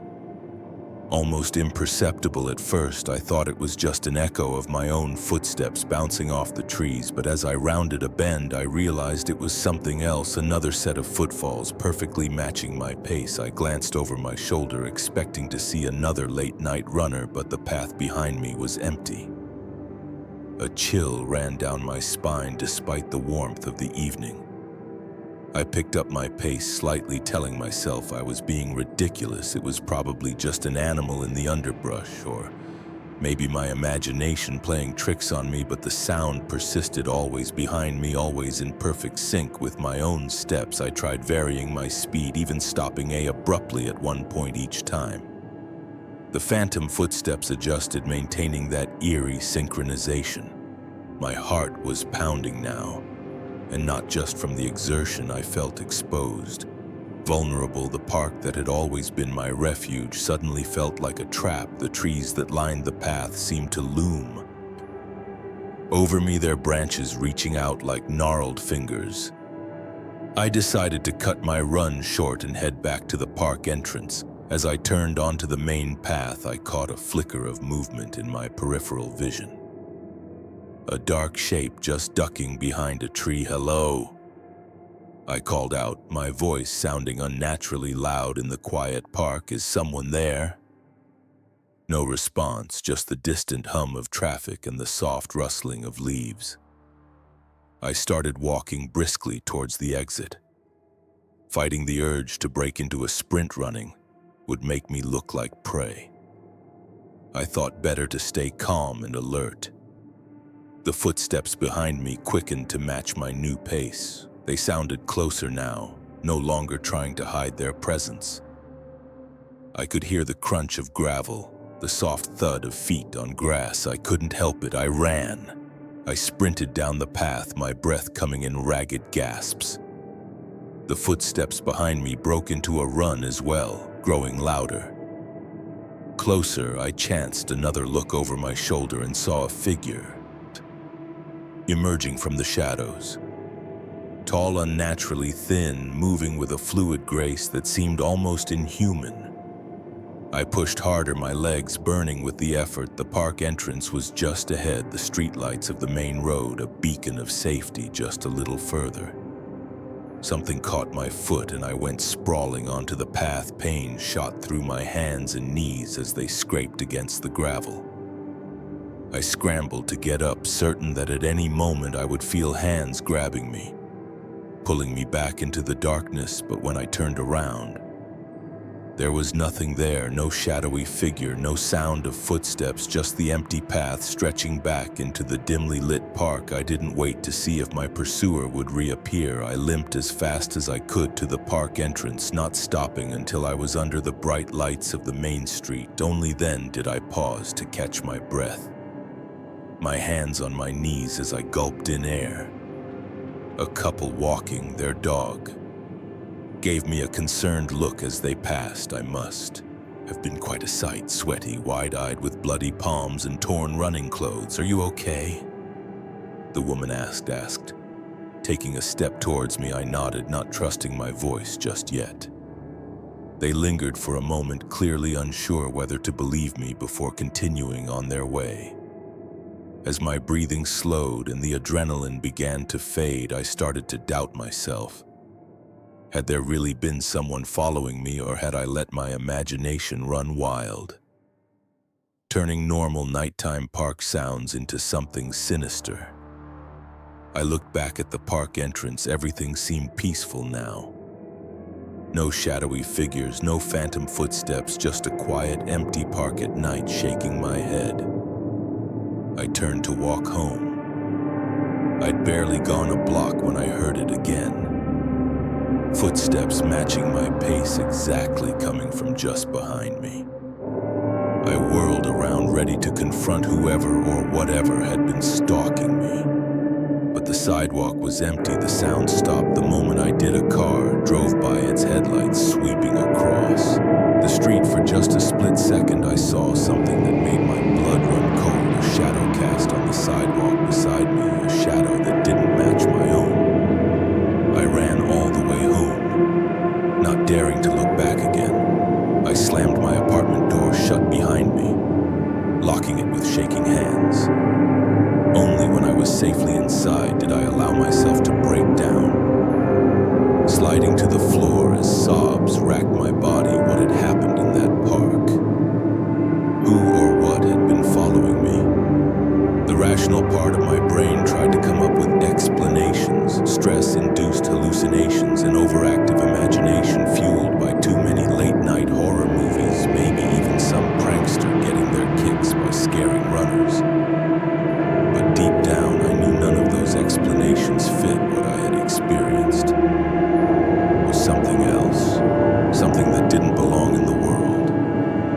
As I understood it, I didn't sleep that night. Every creak of the floorboards, every rustle of the curtains in the breeze made me jump. I kept expecting to hear those footsteps outside my door, to see that impossibly tall, thin figure looming in my bedroom doorway. Morning came, and with it a semblance of normalcy. In the harsh light of day, my experience in the park seemed almost laughable. I went to work, trying to push the memories of the previous night to the back of my mind. But as evening approached, I felt that familiar dread creeping back in. The thought of going home, of being alone in my apartment as darkness fell, was unbearable. I stayed late at the office long after everyone else had gone home. When I finally left, I took a taxi instead of walking, even though my apartment was only a few blocks away. As we drove past Oakwood Park, I found myself staring out the window, scanning the shadows between the trees. For a moment, I thought I saw something. A flash of movement, a figure standing unnaturally still among the bushes. The taxi driver must have noticed my unease. "Everything okay back there?" he asked. Meeting my eyes in the rearview mirror, I tore my gaze away from the park. "Yeah," I said, trying to sound more confident than I felt.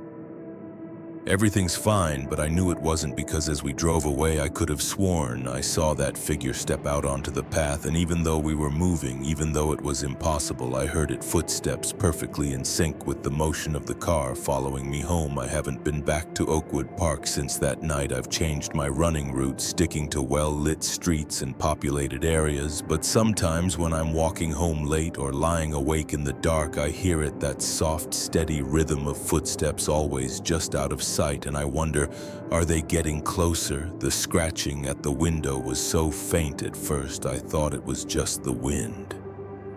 But as the sound grew more insistent, a chill ran down my spine. I was miles from civilization, alone in a cabin I'd rented for a peaceful getaway. Yet something was out there in the darkness trying to get in. And as I would soon discover, this was only the beginning of a nightmare that would push me to the brink of sanity. I'd booked the cabin on a whim, desperate for an escape from the chaos of city life and the pressure of my high-stress job. The listing had promised seclusion and tranquility, nestled deep in the woods with no neighbors for miles. It sounded perfect. The drive up had been beautiful, winding through dense forests and alongside crystal-clear streams. As I pulled up to the cabin, I felt a weight lift from my shoulders. The place was charming, if a bit rustic, a small two-story log structure with a wide porch and large windows overlooking the surrounding wilderness. The first day was everything I'd hoped for. I hiked. The nearby trails breathed in the crisp mountain air, and spent the evening curled up by the fireplace with a good book. The silence was profound, broken only by the occasional call of a distant bird or the rustle of leaves in the breeze. It wasn't until the second night that things started to feel off. I'd gone to bed early, lulled by the peace and quiet, but sometime in the dead of night I jolted awake, my heart pounding for a moment. I couldn't pinpoint what had disturbed me. Then I heard it, footsteps slow and deliberate circling the cabin. I lay there, barely breathing, straining my ears. The footsteps completed a circuit around the house, then paused. A long moment of silence followed, broken suddenly by a sharp tap on my bedroom window. I nearly leapt out of my skin. The rational part of my brain tried to come up with explanations. It was probably just a branch blown by the wind, or maybe some nocturnal animal. But as I listened, I heard it again, tap, tap, tap, too rhythmic, too intentional to be anything but a person. "Hello?" I called out, my voice embarrassingly shaky. "Is someone there?" No response, just more tapping, growing more insistent. I reached for my phone, ready to call for help, only to remember with a sinking feeling that there was no cell service out here. The cabin had a landline for emergencies, but it was downstairs in the living room. Gathering my courage, I slipped out of bed and crept to the window with trembling hands. I pulled back the curtain just a crack. At first, I saw nothing but darkness. Then a movement caught my eye, a figure standing at the edge of the woods, barely visible in the dim moonlight. As I watched, it raised a hand and waved slowly as if it knew I was looking. I let the curtain fall back into place, my mind reeling. This couldn't be happening. I was alone out here, miles from the nearest town. How could someone else be here? The tapping started again, this time at the living room window downstairs. I had to get to that phone. Taking a deep breath, I crept out of the bedroom and down the stairs, wincing at every creak of the old wooden floorboards. The living room was dark, lit only by slivers of moonlight peeking through the curtains. I made it to the phone and picked up the receiver, nearly sobbing with relief when I heard a dial tone. My fingers shook as I dialed 911. 911. "What's your emergency? There's someone outside my cabin," I whispered, afraid the intruder might hear me. "They're trying to get in. I need help." "Okay, stay calm. What's your location?" I froze in my panic. I'd forgotten the exact address of the rental cabin. I don't know the exact address. It's a rental out in the woods. Maybe 20 miles of me, north of Pine Grove. There was a pause on the other end of the line. "Sir, we're going to need more information than that to send help. Are you in immediate danger?" Before I could answer, a loud thud came from the front door, like someone had thrown their whole body against it. I dropped the phone, terror coursing through me. The thewing continued, the old wooden door groaning under the assault. I looked around wildly for a weapon, anything to defend myself. My eyes landed on the fireplace poker. Just as I grabbed it, the door burst open with a sickening crack, and there, silhouetted in the doorway, was the figure I'd seen in the woods. It was tall, impossibly tall, its limbs too long and thin to be human as it ducked to enter the cabin. I caught a glimpse of its face in the moonlight. My blood ran cold where there should have been eyes. There were only dark, empty sockets. I scrambled backwards, the poker held out in front of me like a sword. "Stay back," I yelled, my voice cracking with fear. The creature tilted its head, regarding me with those empty eye sockets. Then, to my horror, it spoke. Its voice was like dry leaves rustling barely above a whisper. "We've been waiting for you," it said. "For so long I managed to choke out as if in answer. More figures appeared in the doorway behind the first three. 4 or 5 of them, all with the same elongated limbs and eyeless faces. They began to advance into the room, moving with an unnatural grace. I swung the poker wildly, but it passed right through the nearest creature as if it were made of smoke. In that moment, I realized that whatever these things were, they weren't physical beings. They were something else. Something not of this world. I ran up the stairs into the bedroom, slamming the door behind me. I pushed the heavy oak dresser in front of it, knowing even as I did so that it was futile. These things didn't need doors, sure enough. They began to seep into the room, passing through the walls as if they were no more substantial than mist. They surrounded me, their eyeless gazes boring into me. "What do you want?" I cried, pressing myself against the wall. "To show you," the first one said. "To open your eyes." It reached out a long, spindly hand towards my face. I tried to pull away, but I was frozen in place, unable to move as its cold fingers touched my forehead.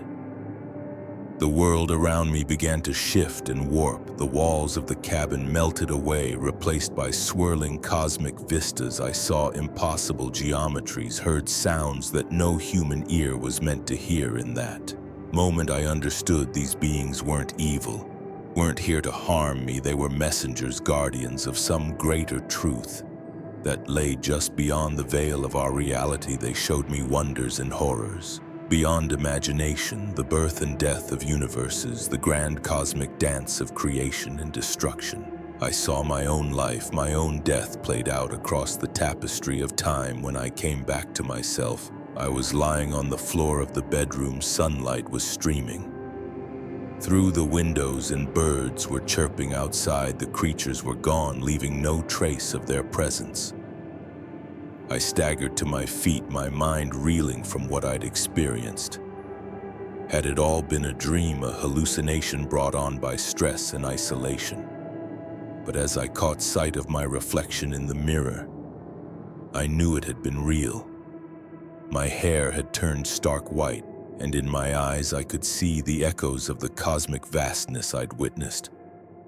I left the cabin that day, driving back to the city. In a daze, I tried to tell others what had happened, but the words always fell short. How could I describe the indescribable in the years since I've never been able to shake the memory of that night? Sometimes when I'm alone in the dark, I hear those footsteps again circling, and part of me, God help me, longs to see those eyeless faces once more, to peer again beyond the veil of our limited reality. Because once you've glimpsed the true nature of the universe, how can you ever be content with the mundane again? I know that they're still out there waiting, and someday I think I might just go back to that cabin in the woods to see what other truths they have to show me. The first time I heard the footsteps in the attic, I dismissed them as the house settling, but when I found the half-eaten sandwich on the dusty floor, I knew with chilling certainty that I wasn't alone. Someone or something was living above my head, and I was about to uncover a secret that would turn my quiet house-sitting gig into a waking nightmare. It was supposed to be an easy job. My parents' friends, the Millers, were going on a month-long European vacation, and they needed someone to watch their sprawling Victorian home as a broke college student home. For the summer, I jumped at the chance. A whole month in a beautiful house with nothing to do but water the plants and collect the mail. It seemed too good to be true. The first week was uneventful. I spent my days lounging by the pool, binge watching shows on their massive TV, and relishing the solitude. The house was old but well-maintained, full of antique furniture and curious knickknacks. I found myself wandering from room to room, Imagining the stories behind each object, it was during one of these explorations that I first noticed the attic door. It was tucked away at the end of a second-floor hallway, almost hidden behind a large armoire. I tried the handle, but it was locked. I made a mental note to ask the Millers about it when they returned, assuming it was just storage space that night. I woke to a strange sound, a soft thud followed by what sounded like footsteps directly above my bedroom. I lay there, heart pounding, straining my ears. The footsteps moved across the ceiling, then stopped. Silence fell, broken only by the ticking of the antique clock in the hallway. I told myself it was just the old house creaking, or maybe a raccoon had found its way into the attic. But a nagging feeling in the pit of my stomach told me it was something else. The next day, I searched the house for the key to the attic door.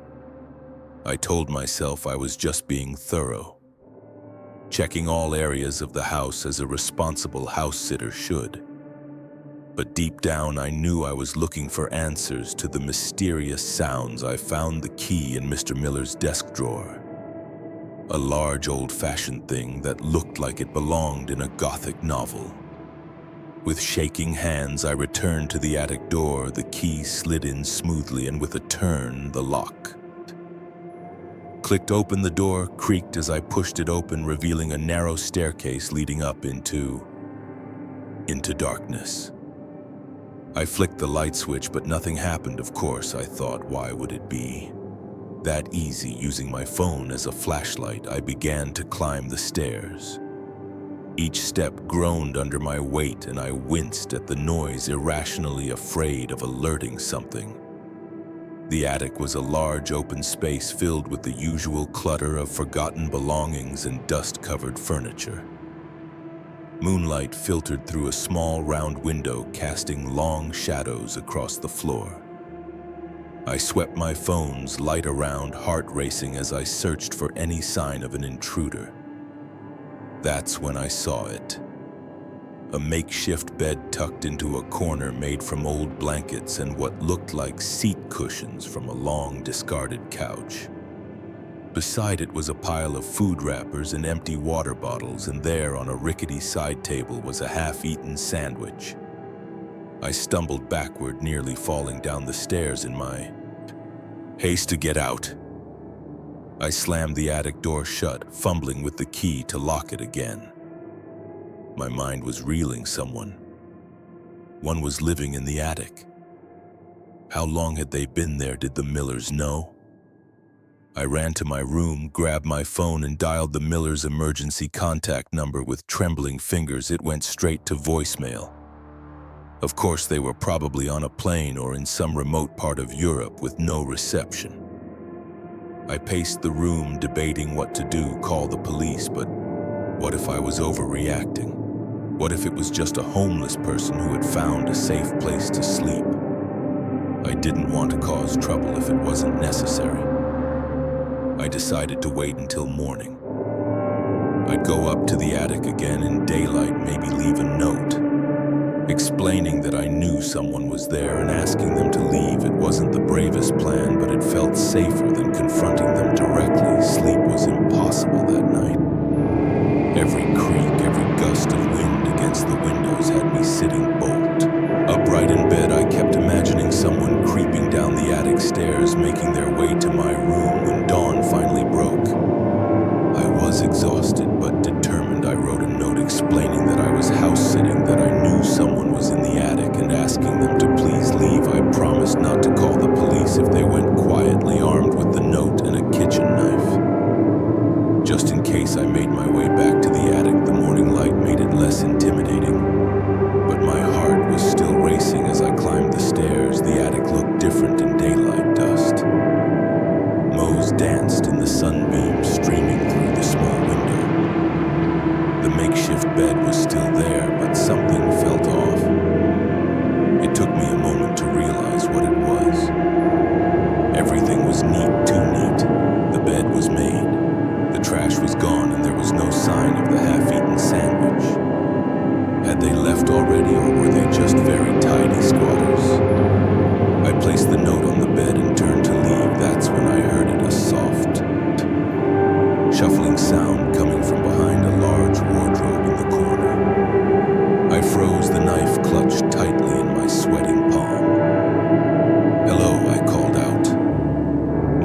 voice embarrassingly shaky.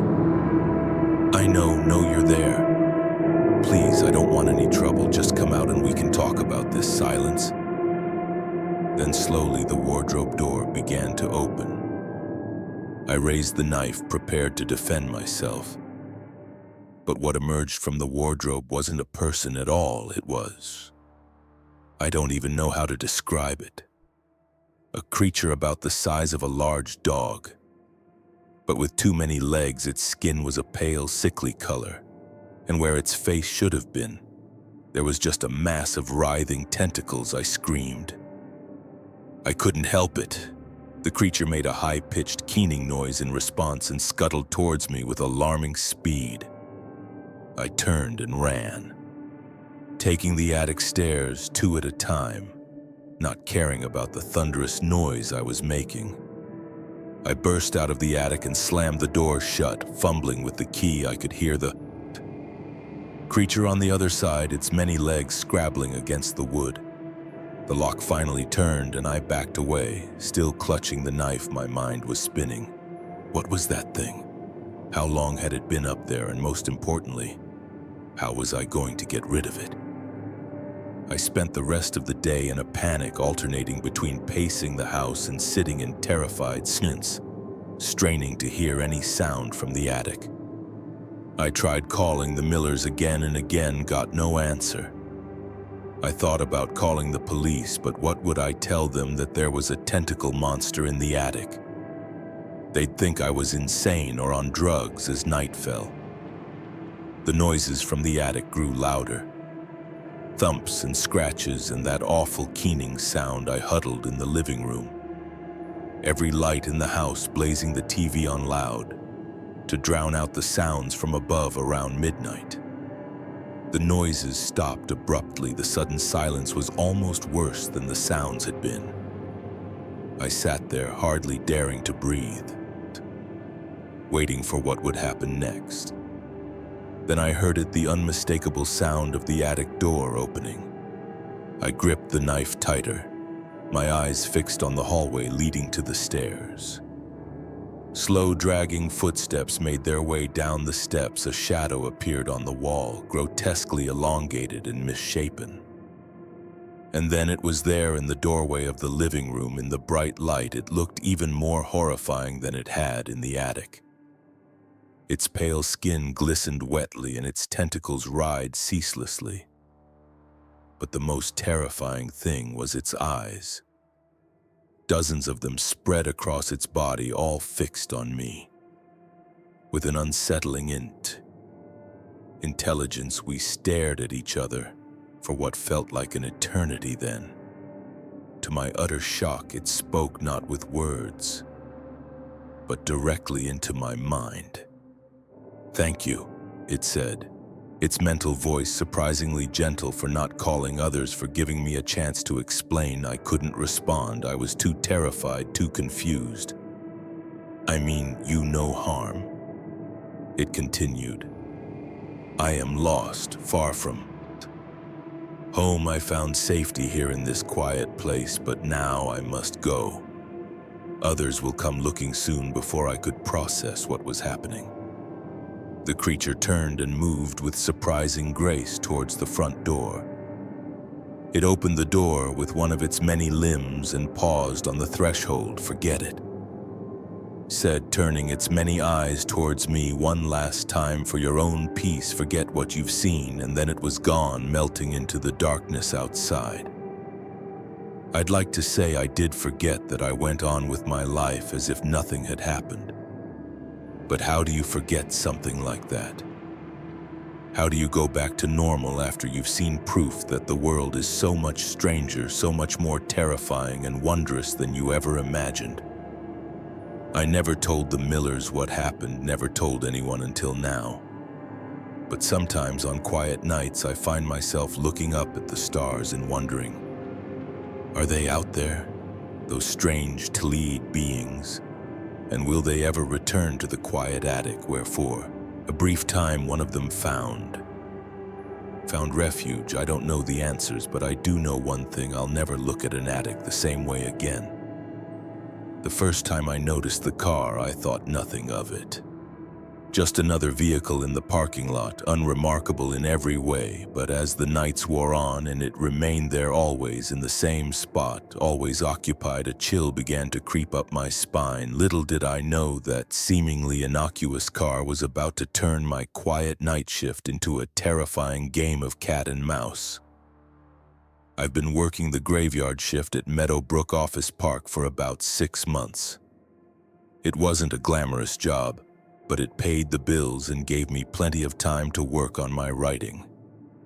The massive complex was eerily quiet at night, just the hum of fluorescent lights and the occasional whir of the cleaning crew's equipment to keep me company. My routine was simple: clock in at 11:00 p.m., make my rounds every hour, and spend the time in between at the security desk, alternating between watching the cameras and pecking away at my laptop.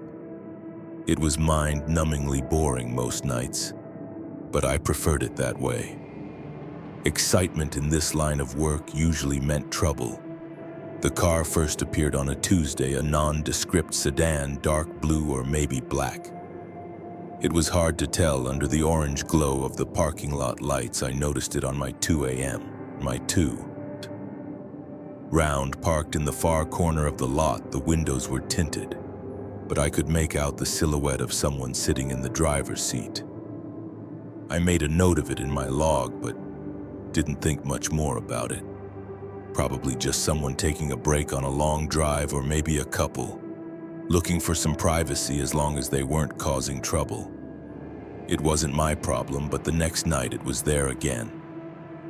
Same spot, same silhouette behind the wheel. I frowned as I noted it in the log for the second night in a row. Coincidence? I told myself, nothing to worry about. By the 5th night, I couldn't shake the feeling that something was off. The car was always there, always occupied, always still. I never saw it arrive or leave.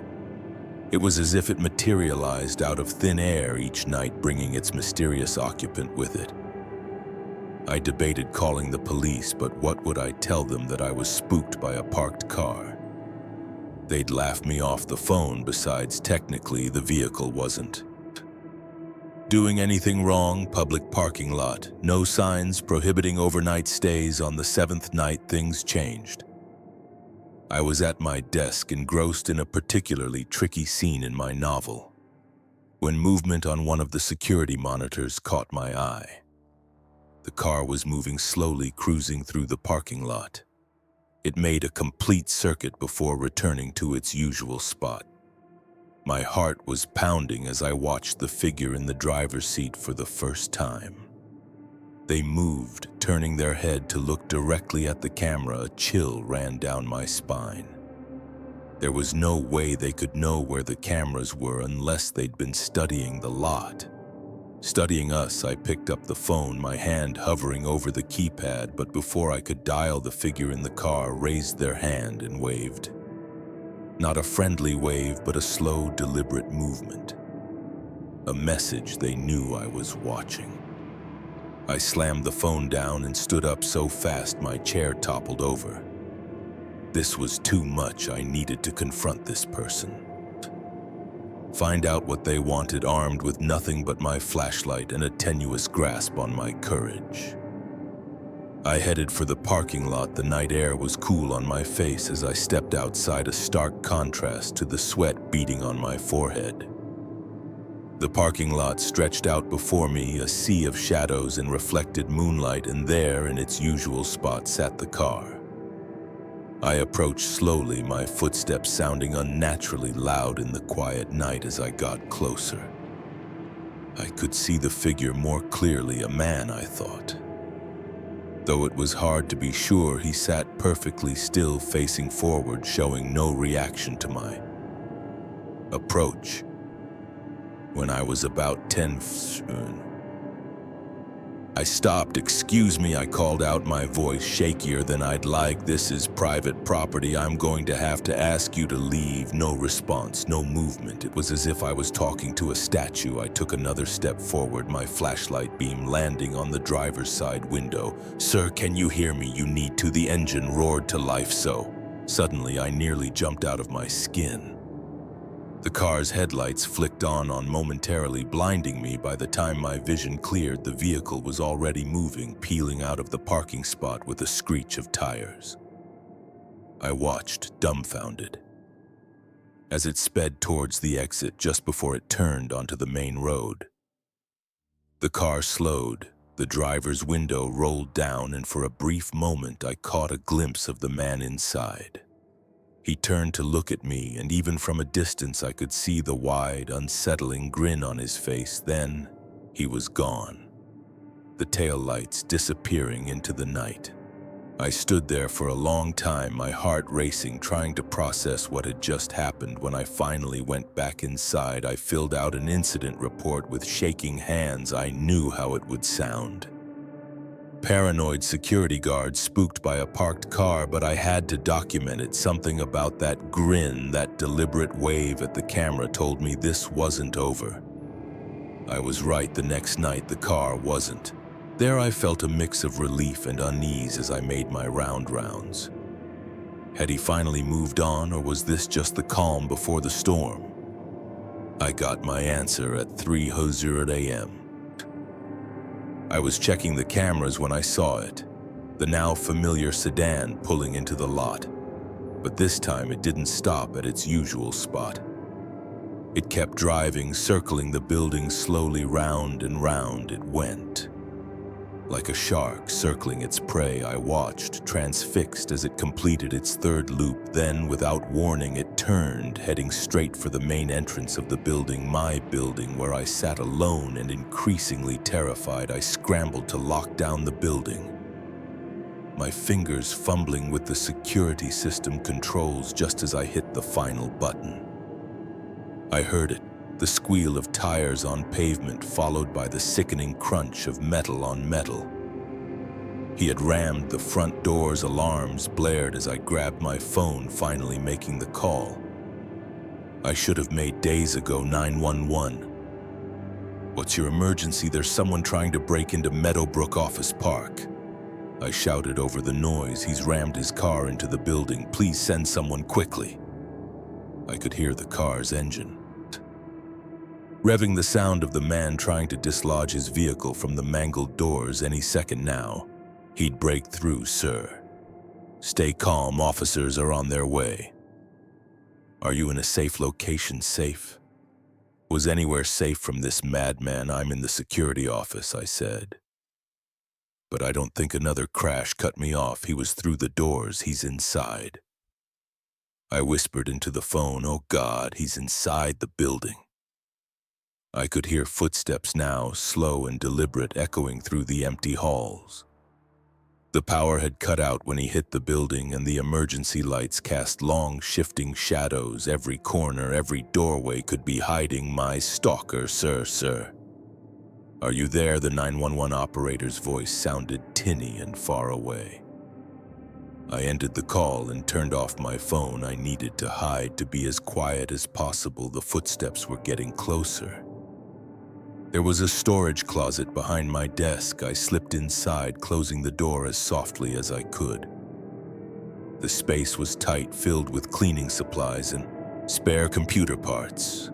I crouched down, trying to make myself as small as possible. The footsteps entered the security office. I held my breath, afraid that even the sound of my breathing might give me away. Through a crack in the door, I could see a sliver of the room. A shadow passed by, pausing at my desk. Oh, security guard, a sing-song voice called out. Where are you hiding? I pressed my hand against my mouth, stifling a whimper. The voice was filled with a horrible glee, like this was all some twisted game. Come out, come out. Wherever you are, he continued. Don't you want to know why I've been watching you all this time? I didn't move, didn't breathe. The shadow moved again, and I caught a glimpse of the man for the first time in full light. He was ordinary looking, which somehow made him even more terrifying. This wasn't some movie monster. This was just a man with a wide, manic grin and eyes that gleamed with malice. He was standing right in front of the closet now. Surely he could hear my heart pounding. It seemed to echo in the small space, a drum beating out my terror. His hand reached for the doorknob in the distance. I heard sirens. The cavalry was coming, but would they be in time? The doorknob began to turn. I closed my eyes, waiting for the inevitable, but then the sirens grew louder, much louder. The man paused. "Well," he said, his voice now tight with anger, "looks like our game will have to wait for another night." The shadow moved away. I heard rapid footsteps, then the screech of tires. By the time the police burst into the office, the man was long gone. They found me still crouched in that closet, shaking and unable to speak. It took hours of questioning before I could tell them everything about the car, the nightly vigils, the chase they promised to investigate to find the man who had terrorized me. But they never did. The car was found abandoned a few miles away, wiped clean of prints. The man had vanished into the night. I quit my job. The next day found a new apartment in a new city, but no matter where I go, I can't shake the feeling that someday I'll look out my window and see that car waiting, watching, ready to resume our twisted game of cat and mouse. Every night I check my locks, every night I peer out into the darkness, and every night I wonder, is this the night he comes back for me? The moment I saw his thumb jutting out from the side of the desolate highway, I knew I should have kept driving, but something in his stance, the defeated slump of his shoulders, made me slow down. Little did I know that simple act of kindness would spiral into a nightmare that would haunt me for years to come. I'd been on the road for hours, making my way across the sun-baked landscape of the American Southwest. The unchanging scenery of scrub brush and distant mesas had lulled me into a sort of trance, my mind wandering as the miles ticked by on my odometer. The hitchhiker appeared like a mirage, shimmering in the heat. Haze on the horizon as I got closer. He came into focus, a man in his mid-30s, I guessed, with sun-weathered skin and clothes that had seen better days. He looked harmless enough, just another traveler down on his luck. I slowed to a stop, rolling down my passenger side window. The blast of hot air that rushed in made me wince. "Where you headed?" I called out. He jogged over, a grateful smile spreading across his face. "Anywhere but here, friend. Just trying to get to the next town." I hesitated for a moment. Years of warnings about the dangers of picking up strangers flashing through my mind, but the oppressive heat made the decision for me. "I couldn't leave him out here to bake in the sun. Hop in," I said. Reaching over to unlock the door, he tossed a beat-up backpack into the back seat and slid into the passenger seat. With a sigh of relief, "Thanks, man. You're a lifesaver. I'm Mike," he said, extending a hand. I shook it, noting the roughness of his palm. "Tom, nice to meet you," as we pulled back onto the empty highway. I stole another glance at my new companion. Up close, I could see the weariness etched into the lines around his eyes, the way his gaze darted nervously around the car.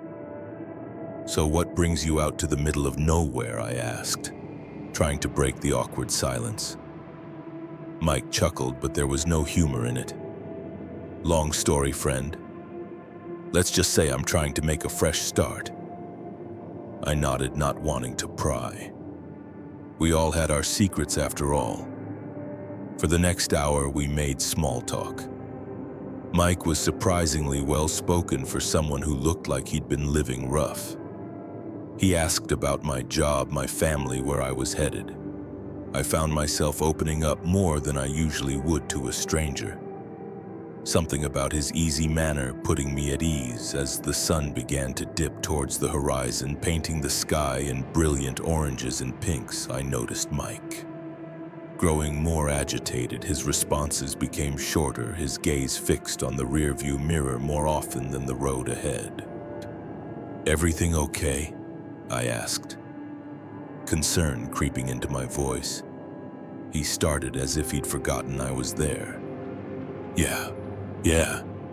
Just keeping an eye out, you know. I didn't know. but I nodded anyway.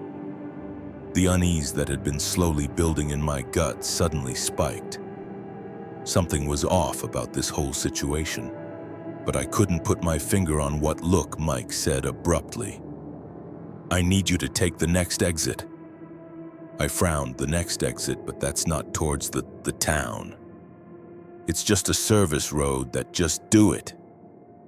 He snapped, his previously friendly demeanor evaporating in an instant. My hands tightened on the steering wheel. "I think maybe it's time you got out, Mike. I can drop you off at the next rest stop," but I didn't finish the sentence. In a flash, Mike had pulled a knife from somewhere, the blade glinting wickedly in the fading sunlight. "Take the exit," he growled, pressing the tip of the knife against my ribs. My mouth went dry. Heart hammering in my chest, I nodded, not trusting myself to speak. I took the exit, the car bumping along the poorly maintained service road. My mind raced, trying to figure a way out of the situation. I could try to grab the knife, but at these speeds that could end in a crash that would kill us both. "Keep driving," Mike instructed, his voice tight with tension. "And don't try anything stupid." We drove in tense silence for what felt like hours but was probably only minutes. The service road wound through increasingly rugged terrain, the scrubland giving way to rocky outcroppings. Finally, Mike spoke again. "Pull over here." I did as I was told, bringing the car to a stop in a small clearing surrounded by large boulders. The engine ticked as it cooled in the rapidly chilling desert air. "Get out," Mike ordered, gesturing with the knife on shaky legs. I exited the car. Mike followed, keeping the knife trained on me. "Walk," he said, nodding towards a narrow path leading between two towering rocks as we walked. The reality of my situation began to sink in. We were miles from anywhere. No one knew where I was, and I was at the mercy of a man with a knife, and God knows what intentions. "Listen, Mike," I said, trying to keep my voice steady. "Whatever's going on, we can figure this out. You don't have to shut up," he hissed, jabbing the knife towards me. "Just keep walking." We emerged into another clearing, this one dominated by the rusted-out shell of an old trailer. Mike marched me towards it, kicking open the creaky door. Inside, he ordered. The interior of the trailer was a mess of old furniture and debris. The musty smell of long abandonment filled my nostrils. "Sit," Mike said, pointing to a rickety chair. As I sat, he began to pace. Running his free hand through his hair, he looked like a man on the edge, his eyes wild and unfocused. "I'm sorry," he muttered, more to himself than to me. "I didn't want it to be like this, but they left me no choice." "Who?" "Mike," I asked cautiously. "Who left you no choice?" He whirled on me, the knife flashing in the dim light filtering through the grimy windows. "You don't understand. They're after me. They've been chasing me for days. I thought I'd lost them. But then I saw that black SUV on the highway, and I knew they'd found me again." My mind reeled. Had I seen a black SUV? I couldn't remember. The highway had been so empty for so long. "Mike," I said, trying to keep my voice calm and reasonable, "I didn't see any SUV. I think maybe you're confused, maybe dehydrated from being out in the heat. Why don't we go back to my car, get some water, and no." "Eh," he shouted, making me flinch. "We can't go back. They'll be waiting. They're always waiting." He resumed his pacing, muttering to himself. I watched him, my fear slowly being replaced by pity. This man wasn't a hard-ed criminal. He was scared, possibly delusional. "Who are they, Mike?" I asked softly. He stopped, fixing me with a haunted stare. "The ones who want what?" I found. "The ones who do anything to keep it secret." "What did you find?" Mike hesitated, then reached into his pocket. He pulled out a small object, clenched tightly in his fist. Slowly he opened his hand. In his palm sat a small metallic cube no bigger than a die. Its surface was covered in swirling patterns that seemed to shift and move as I looked at them. "I found it out in the desert," Mike whispered at first. "I thought it was just some weird rock, but then it showed me things, terrible, wonderful things. The truth about everything."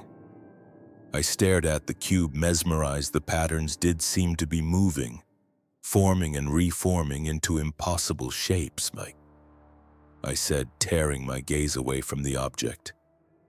"I think that thing might be dangerous. Maybe we should." A sudden noise outside cut me off, the crunch of tires on gravel. Mike's eyes went wide with terror. "They're here," he breathed before I could react. He shoved the cube into my hand. "Take it," he hissed. "Run, don't let them get it." Then he was gone, bolting out the back of the trailer. I sat there, stunned, the cube feeling impossibly heavy. In my palm outside, I could hear car doors slamming, voices shouting. In that moment, I had to make a choice: run, as Mike had told me to, or stay and try to explain this insane situation to whoever was out there. But as I looked down at the cube, watching the patterns swirl and dance, I realized there was no choice at all. Something deep inside me, some primal instinct, screamed that this object could not fall into the wrong hands. I stood, pocketing the cube. There had to be another way out of this trailer, another path through the rocks. As the voices outside grew closer, I began to search, my heart pounding in my ears. Whatever Mike had gotten himself into, I was now a part of it, and somehow I knew my life would never be the same. As I found a small rear window and squeezed through, dropping quietly to the ground outside, one thought echoed in my mind. I should have kept driving when I saw that thumb on the side of the road, but it was too late for regrets. Now the chase was on, and I was running from shadows I couldn't even begin to understand. The first whisper caught me off guard, barely audible over the hum of the ancient computer. I dismissed it as my imagination, a trick of the late hour in the empty building. But when the footsteps started echoing through the halls, growing louder with each passing moment, I realized with chilling certainty that I was no longer alone in the university's deserted computer lab. It was supposed to be a typical all-nighter, the kind every college student pulls at least once a semester. My thesis was due in less than 48 hours, and I was woefully behind. The quiet solitude of the computer science building at 2 a.m.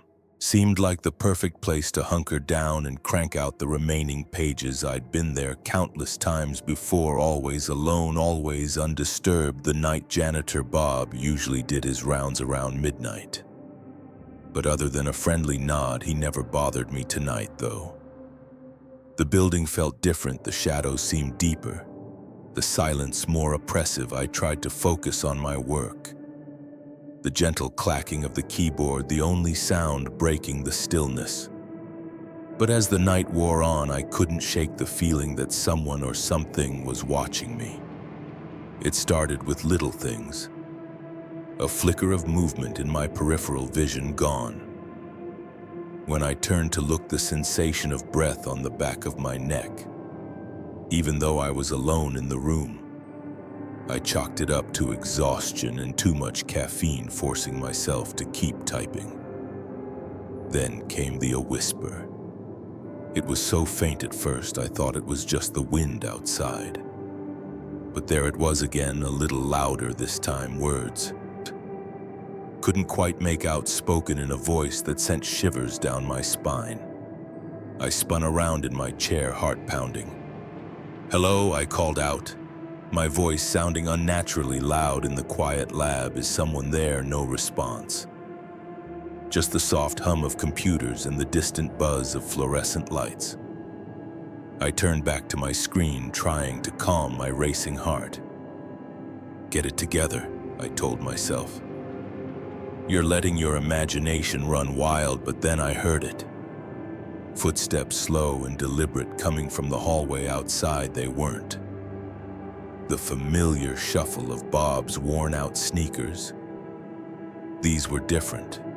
A sharp rhythmic click-clack that echoed off the linoleum floors. I froze, my fingers hovering over the keyboard. The footsteps grew closer. Pausing just outside the lab door, I held my breath, waiting. The door handle turned slowly, the ancient hinges creaking as it opened. I spun around, expecting to see a security guard or maybe a fellow student. But there was no one there. The doorway gaped, open, revealing only the darkened hallway beyond.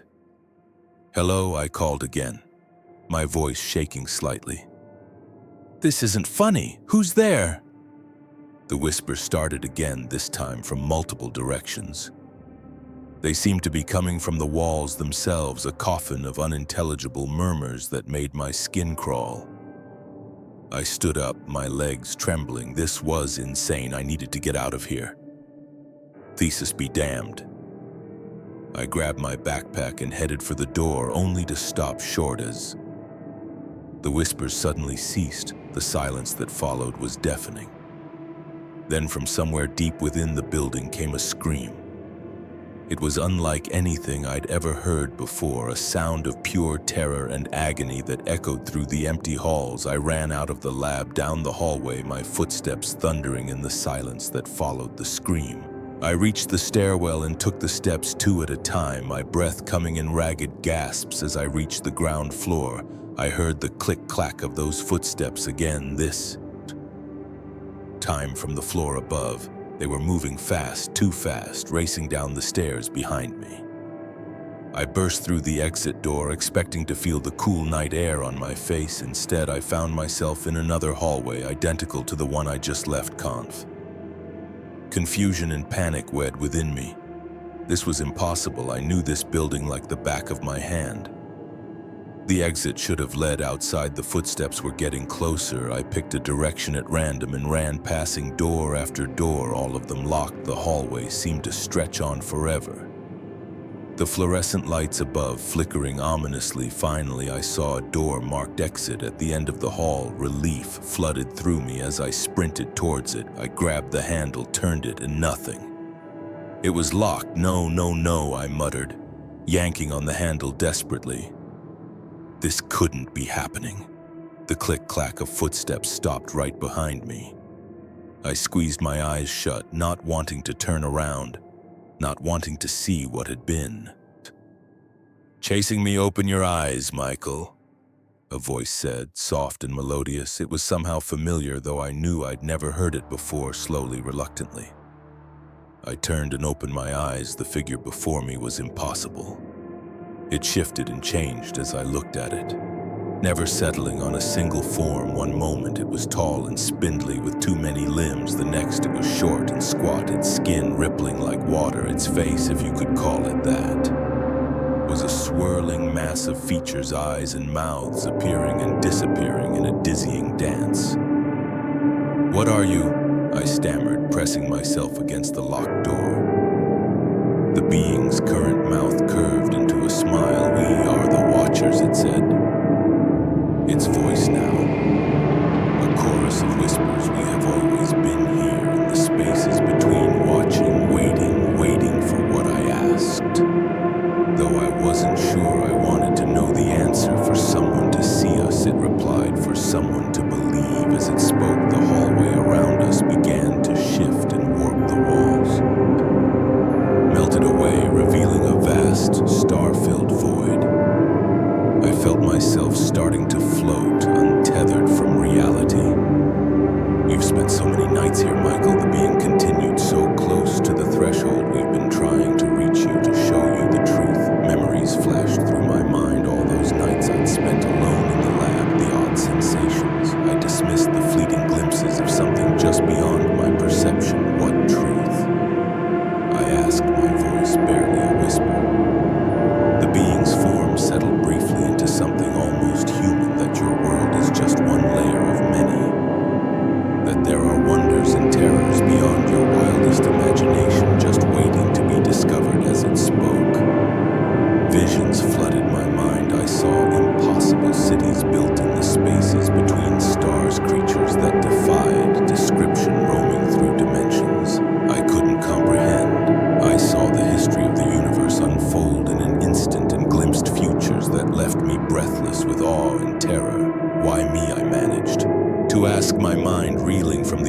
onslaught of information because you were open to it. The being replied, because you spent so many nights straddling the boundary between your world and ours. The veil between realities is thin in places like this, where human minds push themselves to their limits. I thought about all those late nights in the lab, the way my perception would shift after hours of staring at code. The strange ideas that would come to me in the early hours of the morning. What happens now? I asked, surprising myself with how calm I felt. The being's form rippled again, its multitude of eyes fixing on me. That's up to you, Michael. You can forget this return to your world and your limited perception, or I prompted, or you can come with us. Learn the secrets of the universe. Become more than you ever dreamed possible. I hesitated. Part of me was screaming to run, to forget all of this and return to the safety of my normal life. But a larger part, the part that had always pushed me to learn more, to question everything, was thrilled at the prospect. Will I be able to come back? I asked. The being's laugh was like the tinkling of distant bells. Oh, Michael. Once you've seen beyond the veil, there's no going back. Not really. You'll always know what's out there. Always feel the pull of the infinite. I took a deep breath, looking around at the star-filled void that had replaced the familiar hallways of the computer science building. In that moment, I knew my life would never be the same, okay? I said, surprised by the steadiness of my voice. I'm ready. The being's form shifted one last time, extending what might have been a hand towards me as I reached out to take it. I felt the last tethers of my old reality slip away in that instant as I stepped across the threshold into a universe of infinite possibilities. One final thought flashed through my mind. I really should have just gone home when the first whisper caught my attention. But then again, where would the fun in that be? And with that, Michael Thompson, graduate student and soon-to-be master of computer science, disappeared from the world he knew, embarking on an adventure beyond imagination. The computer lab fell silent once more, the unfinished thesis still glowing on the screen, waiting for a student who would never return to complete it the moment the lights flickered out, plunging the house into darkness.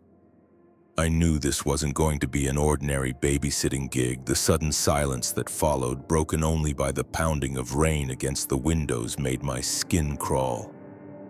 But it was the soft thud from upstairs, where the children were supposed to be sleeping, that sent a chill down my spine. Little did I know this was just the beginning of a night that would push me to the brink of terror. I'd been babysitting for the Thompsons for about 6 months. They were good people, always paid on time, and their kids, 8-year-old Lily and 6-year-old Max, were sweet and well-behaved.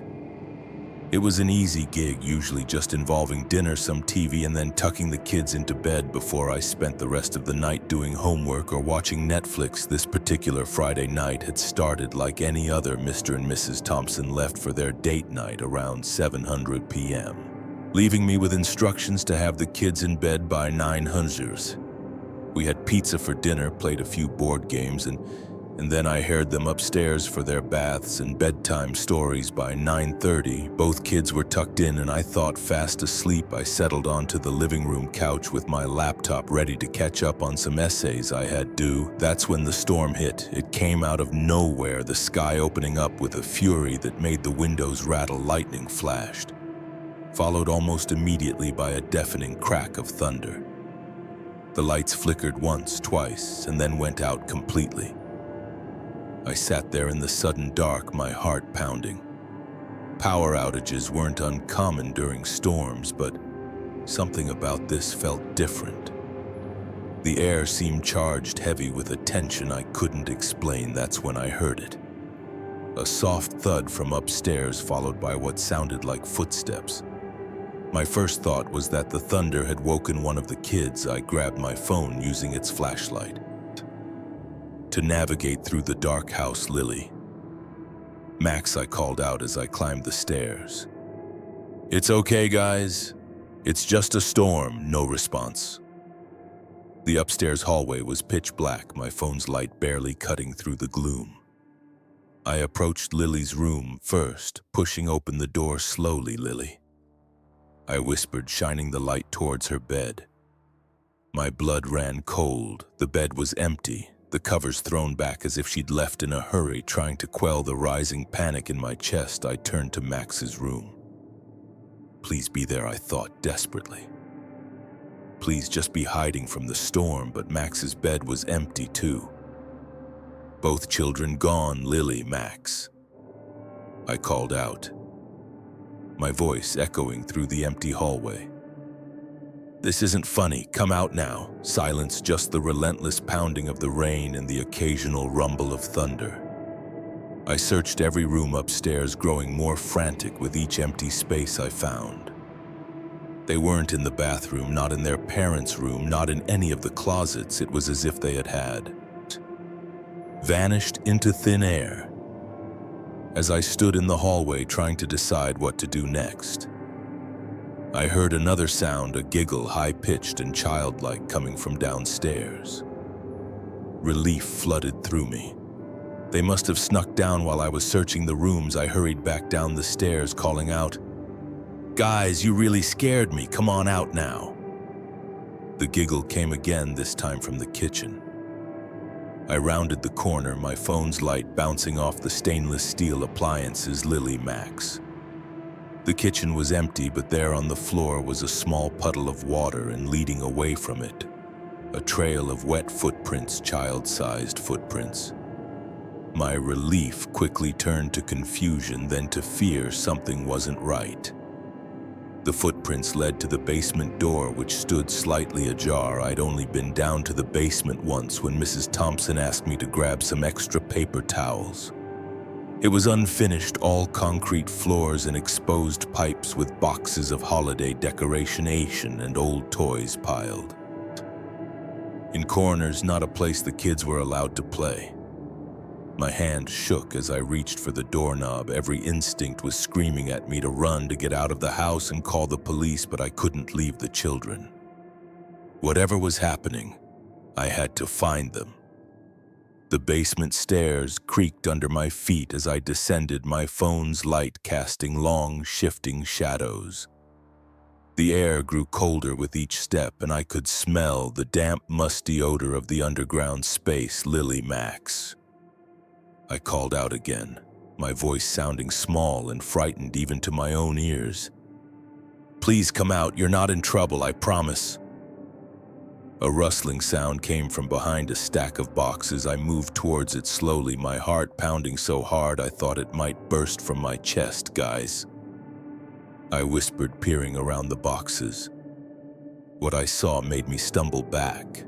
A scream caught in my throat. It looked like Lily and Max, but wrong. Their skin was pale, almost translucent, their eyes too large and dark in their small faces. They stood unnaturally still, water dripping from their soaked pajamas. "What's going on?" I managed to stammer. "What happened to you?"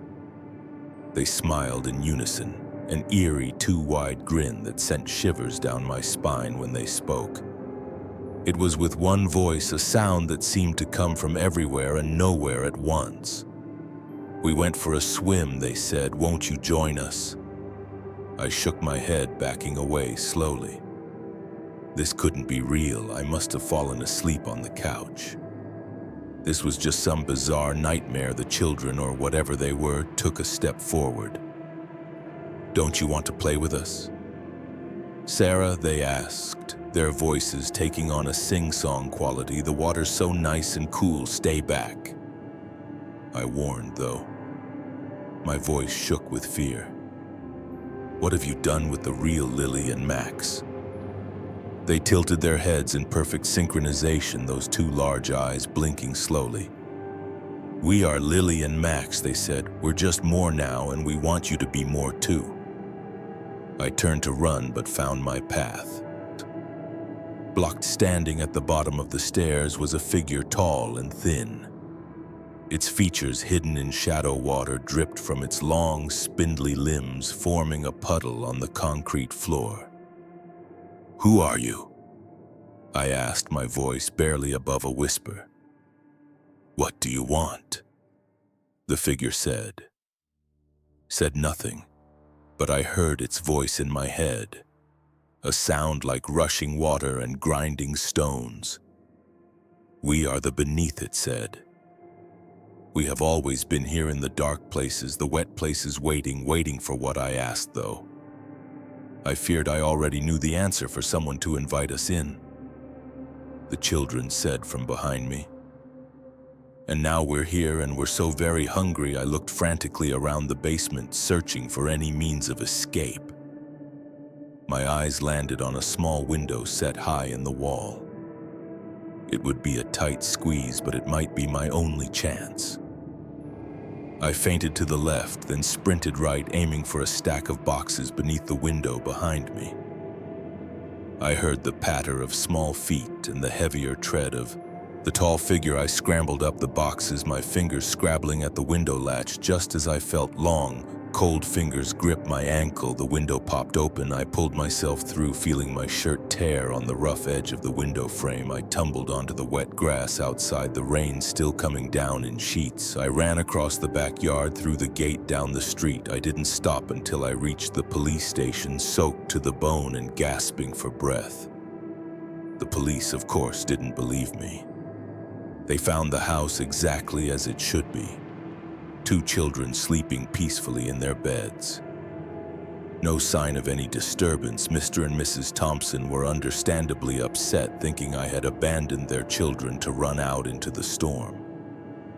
I lost my babysitting job and my reputation in the neighborhood was ruined, but I knew what I had seen, what I had experienced, and I knew that something dark and hungry had found its way into our world. Sometimes on rainy nights I think I can hear children giggling outside my window, and in my dreams I still see those 2 large eyes and hear that watery voice inviting me to join them in the cool, dark depths. I never babysat again after that night, and I always check under my bed before I go to sleep.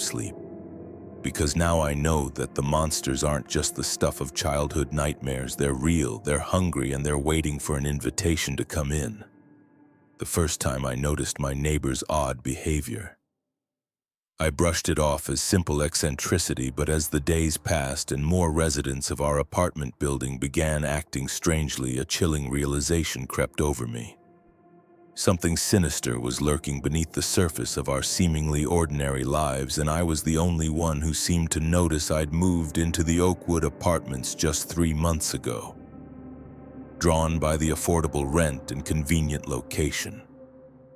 It was an older building, a bit worn around the edges, but it had character. The residents were a mix of young professionals, small families, and retirees. A typical cross-section of urban life. At first, everything seemed normal. I'd exchange pleasantries with my neighbors in the hallway, chat with Mrs. Rodriguez from 3B while collecting my mail, and occasionally run into Tom from 2A in the laundry room. It was all wonderfully, boringly ordinary. Then, about a month ago, things started to change. It began with Mrs. Rodriguez one morning. As I was heading out to work, I saw her standing in the hallway, staring blankly at the wall. When I said, "Good morning," she didn't respond. She just kept staring, unblinking at a spot just above my head. "Mrs. Rodriguez," I said, a little louder this time, are you okay?" She blinked slowly, then turned to look at me for a moment. Her eyes seemed wrong, too dark, too empty, but then she smiled and everything seemed normal again. "Oh, good morning, dear," she said, her voice a bit too cheery. I must have been daydreaming. "Have a wonderful day." I chalked it up to her getting older, maybe having a senior moment. But over the next few days, I noticed more odd behavior from other residents. Tom from 2A, usually so meticulous about separating his whites and colors, was shoving all his laundry into one machine. including what looked like muddy shoes when I pointed it out.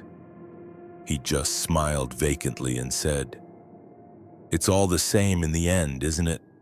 The young couple in 4C who I'd often arguing through the thin walls fell silent, completely silent.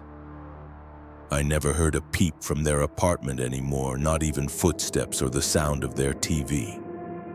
And Mr. Jenkins, the grumpy old man from 1A who used to complain about everything, started greeting everyone with an unnaturally wide smile and a cheery, "Isn't it a beautiful day?" Each incident on its own might not have been caused for alarm, but taken together, they painted a picture that made my skin crawl.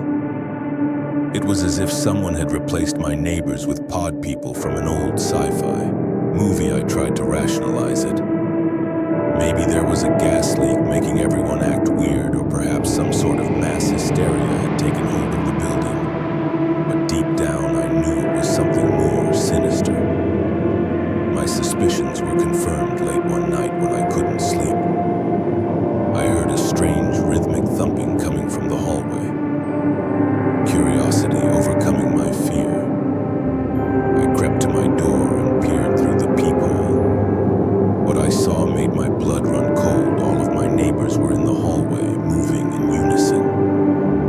They were doing some sort of dance, their movements jerky and unnatural, and they were all smiling, those two wide smiles, their eyes dark and empty. I stumbled back from the door, my heart pounding. This couldn't be real. It had to be some sort of nightmare, but the thumping continued, growing louder.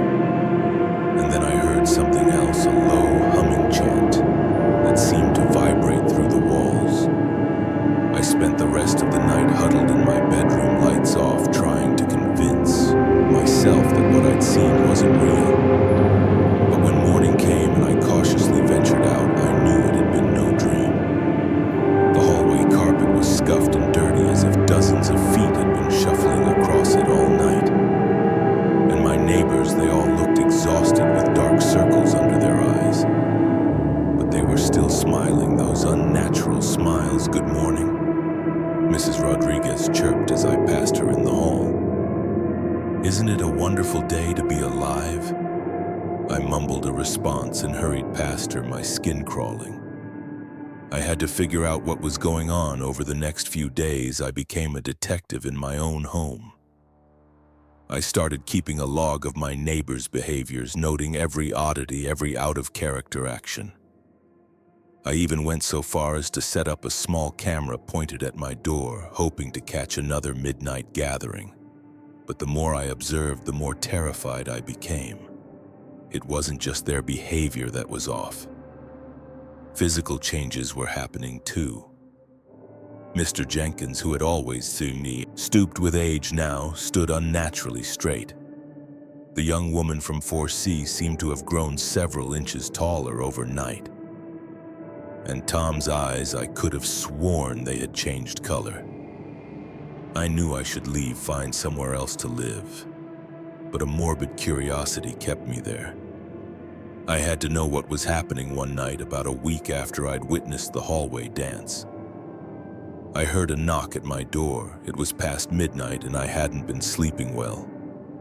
Too keyed up from constant vigilance. I approached the door cautiously, my heart pounding through the peephole.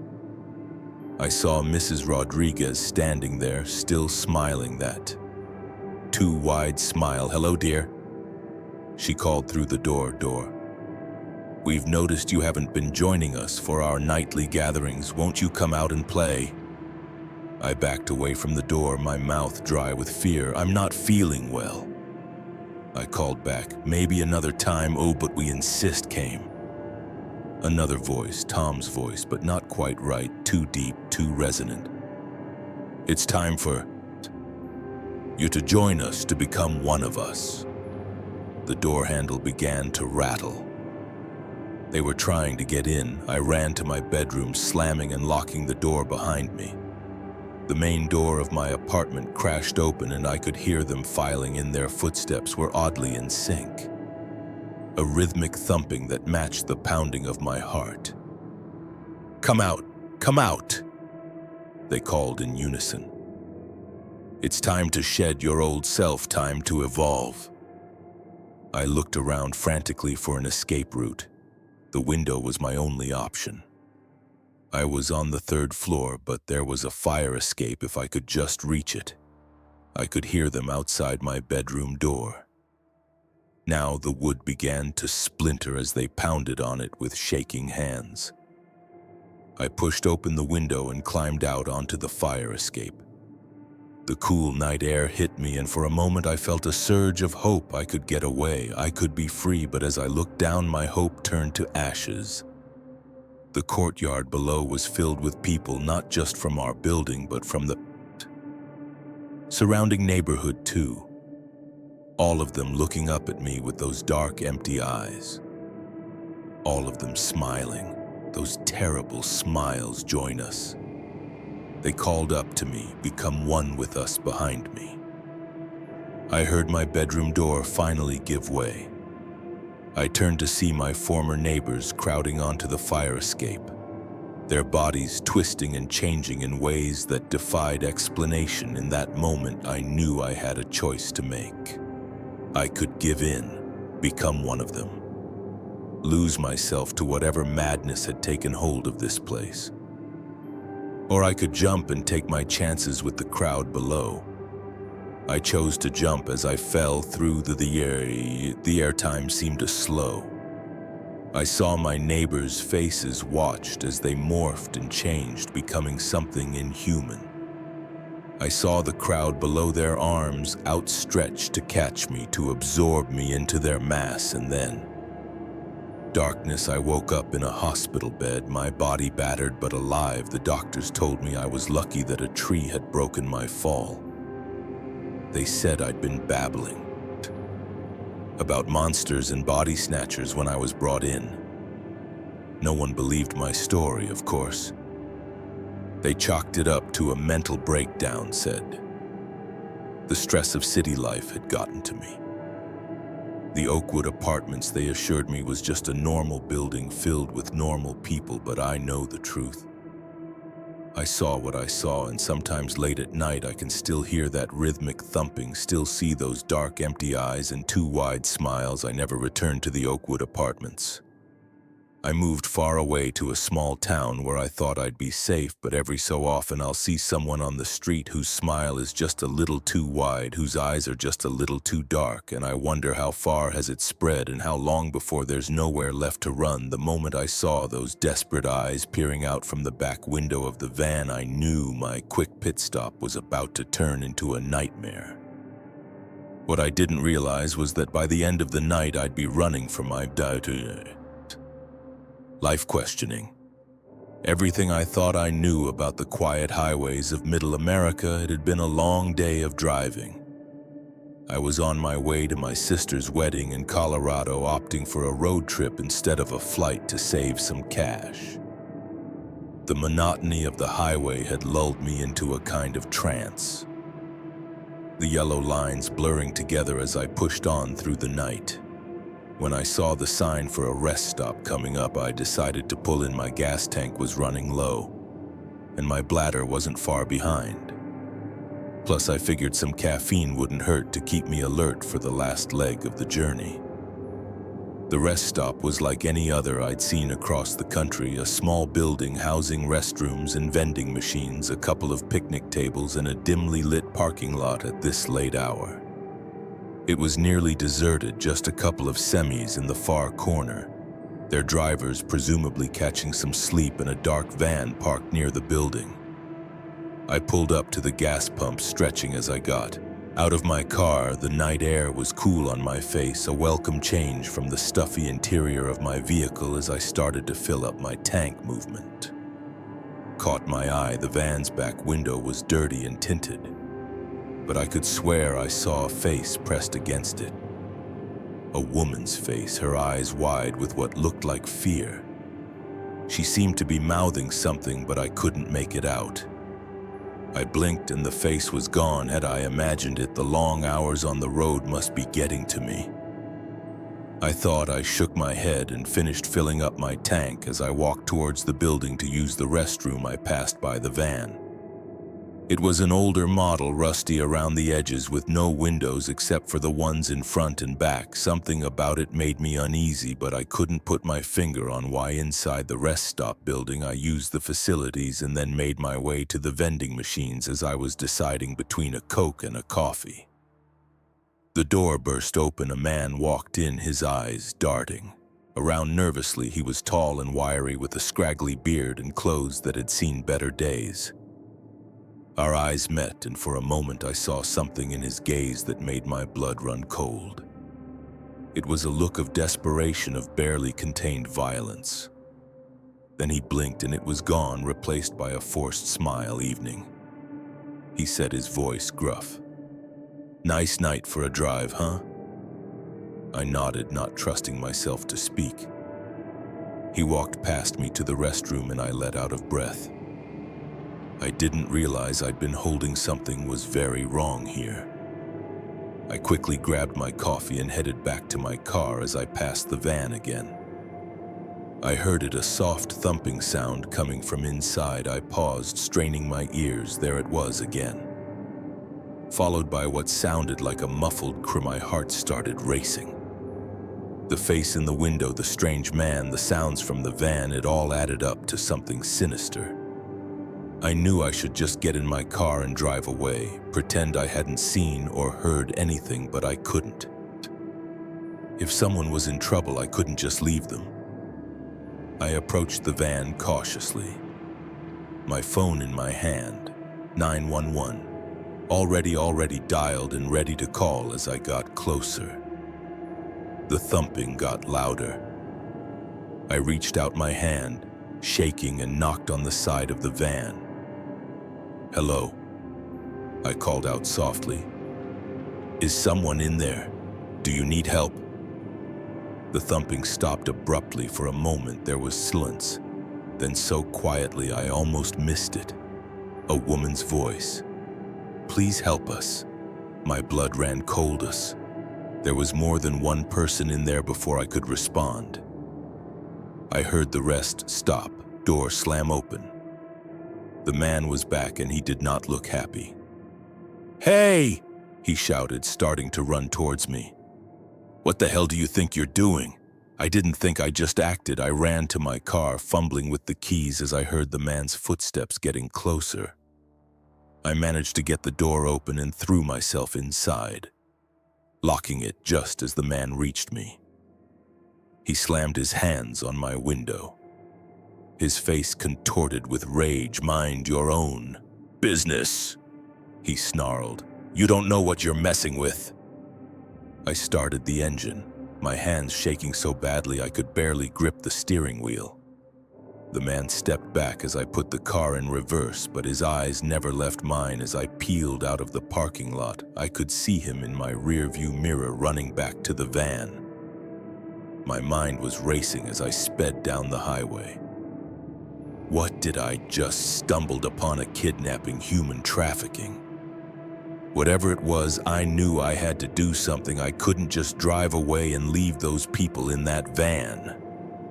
I dialed 911, my voice shaking as I tried to explain what I'd seen to the dispatcher. They told me to keep driving, that they were sending patrol cars to the rest stop. But as I hung up, I saw headlights in my rearview mirror, headlights that were getting closer at an alarming speed. It was the van.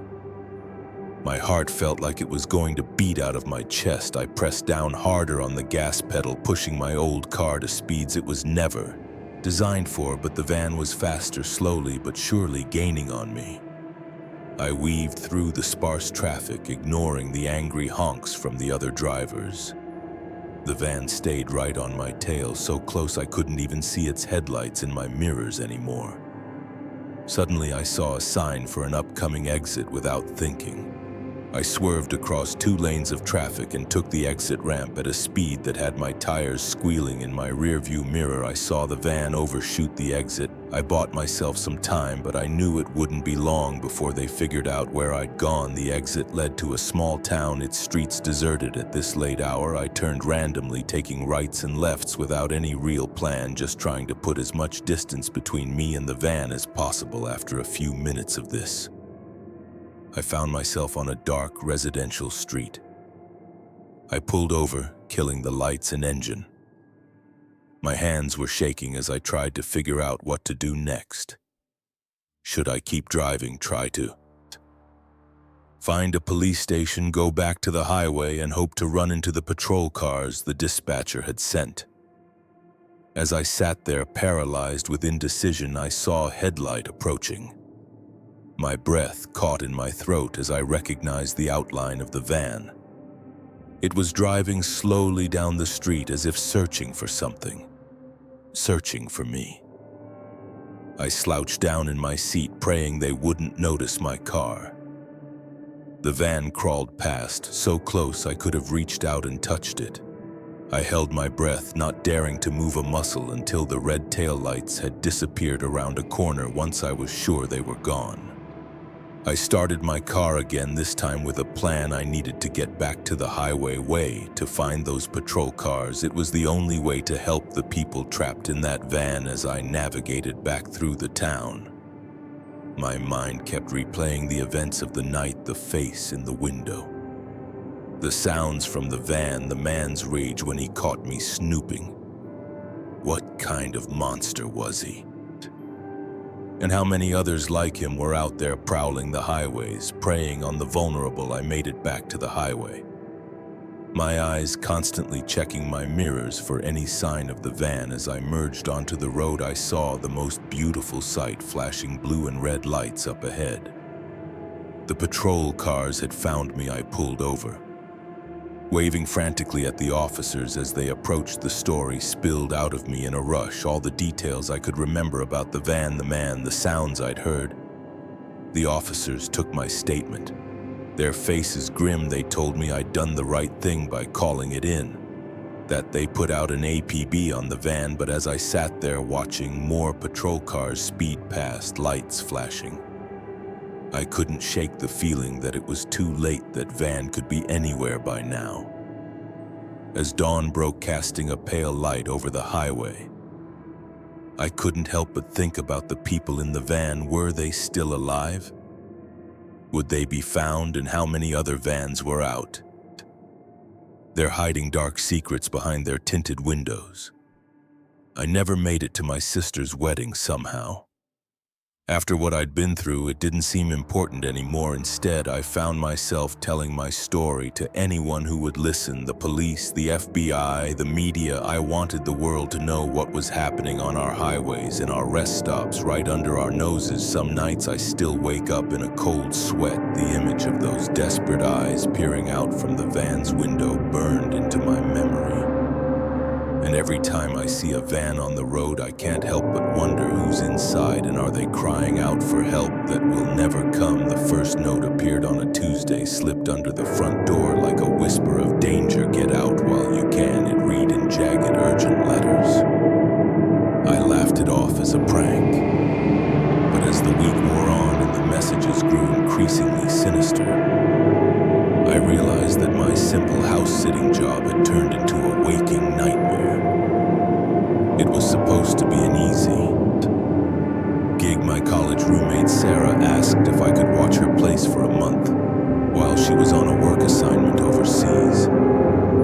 Her house was a charming little Victorian in a quiet neighborhood, complete with a white picket fence and a garden that would make any green thumb jealous. I jumped at the chance. A whole month away from my cramped studio apartment sounded like heaven. The first few days were uneventful.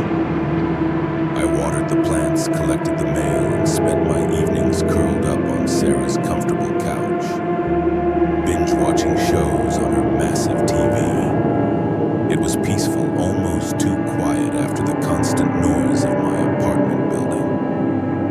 Then came that first note. I found it when I came back from grocery shopping, a small piece of paper lying innocently on the welcome mat. The message was short but chilling. I turned it over in my hands, looking for any clue about its origin. But there was nothing, just those 5 words scrolled in what looked like black marker. I shook my head, crumpling the paper and tossing it in the trash. Probably just some kids in the neighborhood playing a prank.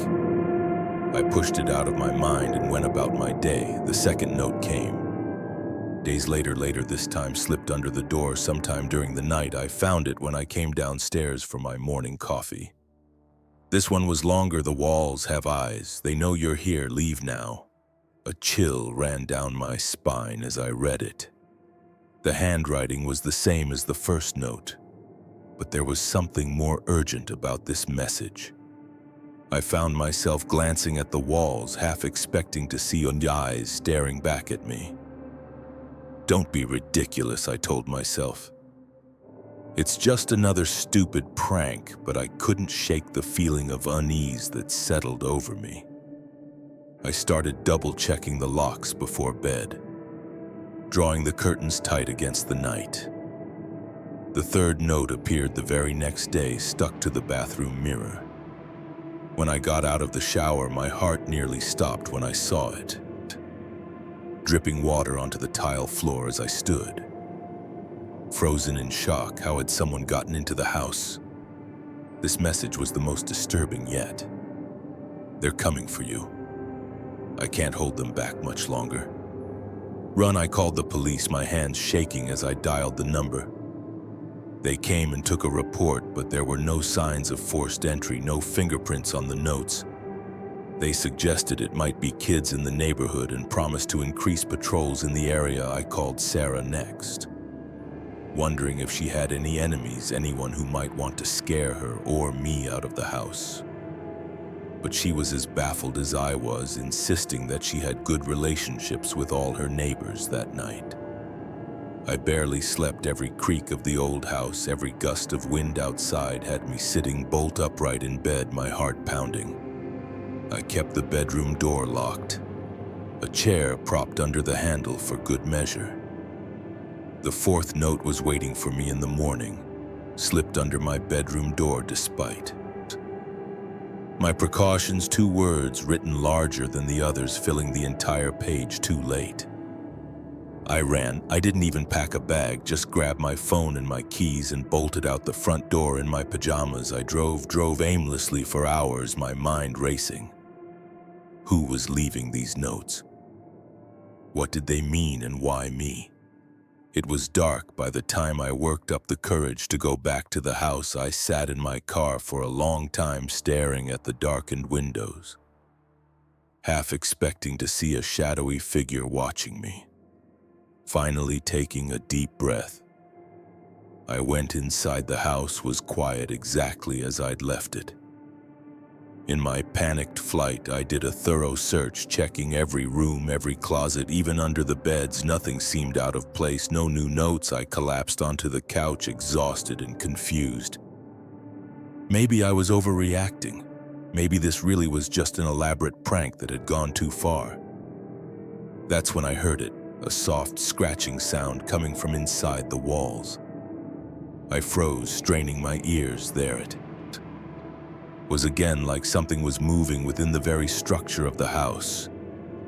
It seemed to be coming from everywhere and nowhere at once. "Hello," I called out, my voice shaky. "Is someone there?" The scratching stopped abruptly. The silence that followed was somehow worse than the noise had been. Then a whisper so faint I almost missed it. "Help us." I scrambled off the couch, my heart pounding. "Who's there?" I demanded, trying to sound braver than I felt. "Show yourself." More whispers joined the first, a chorus of barely audible voices pleading for help. They seemed to be coming from the walls themselves, growing louder with each passing second. I ran to the front door, yanking it open, ready to flee again.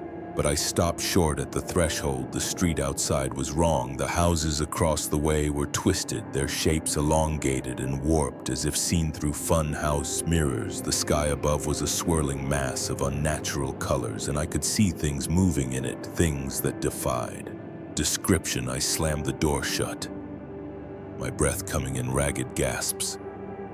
This couldn't be real. I had to be dreaming. The whispers were all around me now, accompanied by that awful scratching sound. The walls seemed to pulse, the wallpaper rippling like waves on water. A new note appeared, materializing out of thin air to flutter to the ground at my feet. With trembling hands, I picked it up. "We tried to warn you," it read. "Now you're one of us." As I read those words, I felt a strange sensation, as if the very substance of my being was changing. I looked down at my hands and watched in horror as they began to fade, becoming translucent. I tried to scream, but no sound came out. I was becoming part of the house, my consciousness merging with the others, trapped within its walls. In my last moments of individuality, I understood the truth. This house was a trap, a living entity that lured in victims and absorbed them. Sarah, my friends, my family, they had never existed. They were fabrications.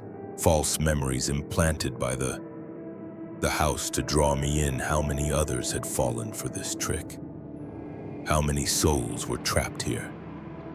Their essences used to feed this monstrous dwelling. As my physical form dissolved completely, my awareness spread throughout the structure. I could feel the others now. Countless minds all linked together in a vast, horrifying network. And I knew that soon another unsuspecting victim would come, a new house sitter perhaps, or a curious buyer attracted by the quaint Victorian on the quiet street. I wanted to warn them, to tell them to run while they still could. But all I could do was whisper my voice, joining the chorus of the damned, trapped forever in this house of horrors.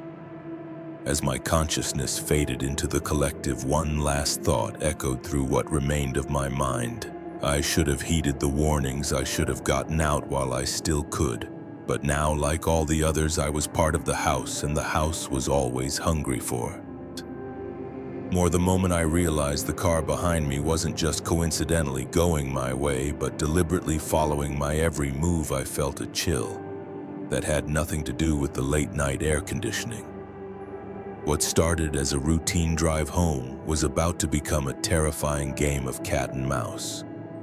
Through the darkened streets of a town I thought I knew. It had been a long day at work, one of those shifts that seemed to stretch on forever. By the time I clocked out, it was well past midnight. The parking lot was nearly empty, just a few cars belonging to the other night owls of the office. I remember yawning as I got into my car, thinking about nothing more than the leftover pizza waiting for me in the fridge. In the soft embrace of my bed, the streets were quiet. The kind of stillness that only exists in the small hours of the morning.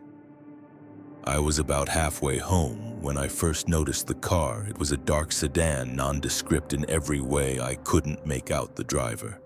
Just a silhouette behind tinted windows. At first, I didn't think much of it. After all, there were only so many routes through town at this hour, but as I made turn after turn, the car stayed with me, always 3 or 4 lengths back, never getting closer but never falling behind. Either a tendril of unease began to curl in my stomach.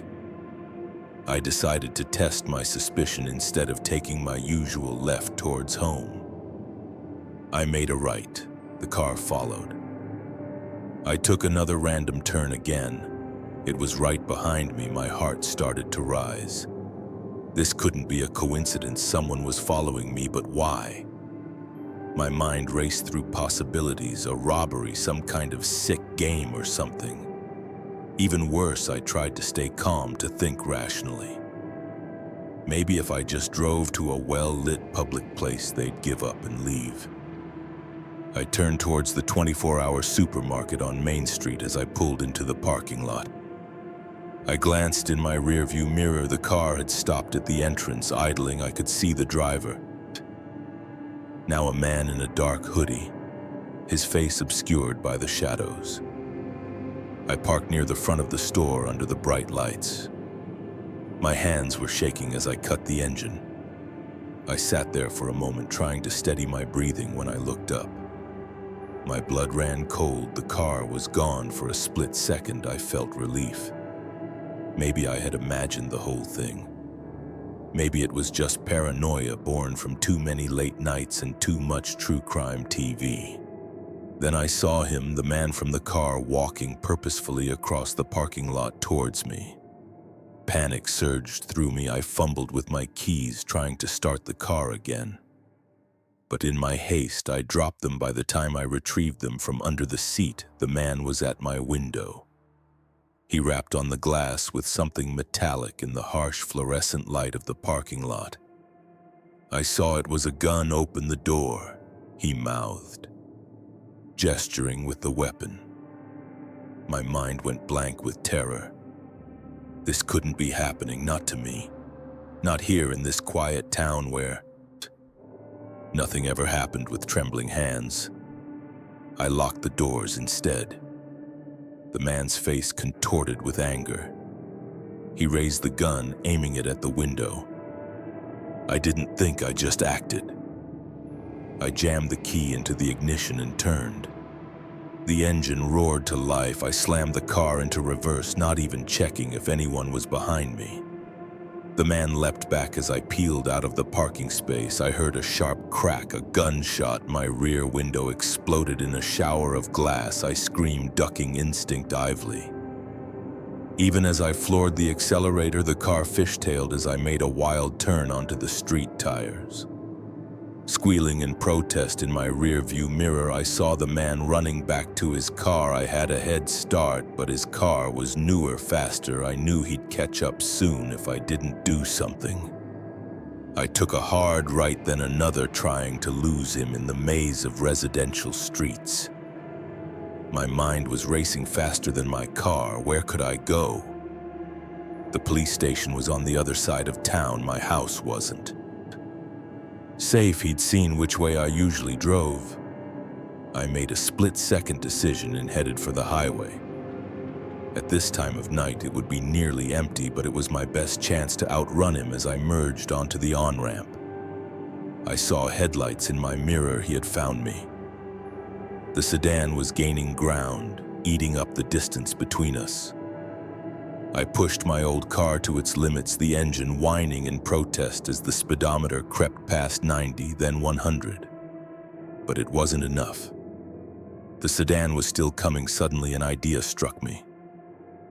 It was risky, possibly suicidal, but it was all I had. About a mile ahead was a sharp turn, the kind that required slowing down, even in good conditions. Beyond it was a steep embankment leading down to the river. I took a deep breath, tightening my grip on the steering wheel. I could do this. I had to do this. As I approached the turn, I didn't slow down. If anything, I sped up. In my mirror, I saw the sedan getting closer. Just a few more seconds. At the last possible moment, I slammed on the brakes and wrenched the wheel to the right. My car skidded, the tires screaming as they fought for traction. For a heart-stopping moment, I thought I'd miscalculated, that I was going to go over the edge. But then the car straightened out, fishtailing wildly but staying on the road. I didn't look back. I didn't need to.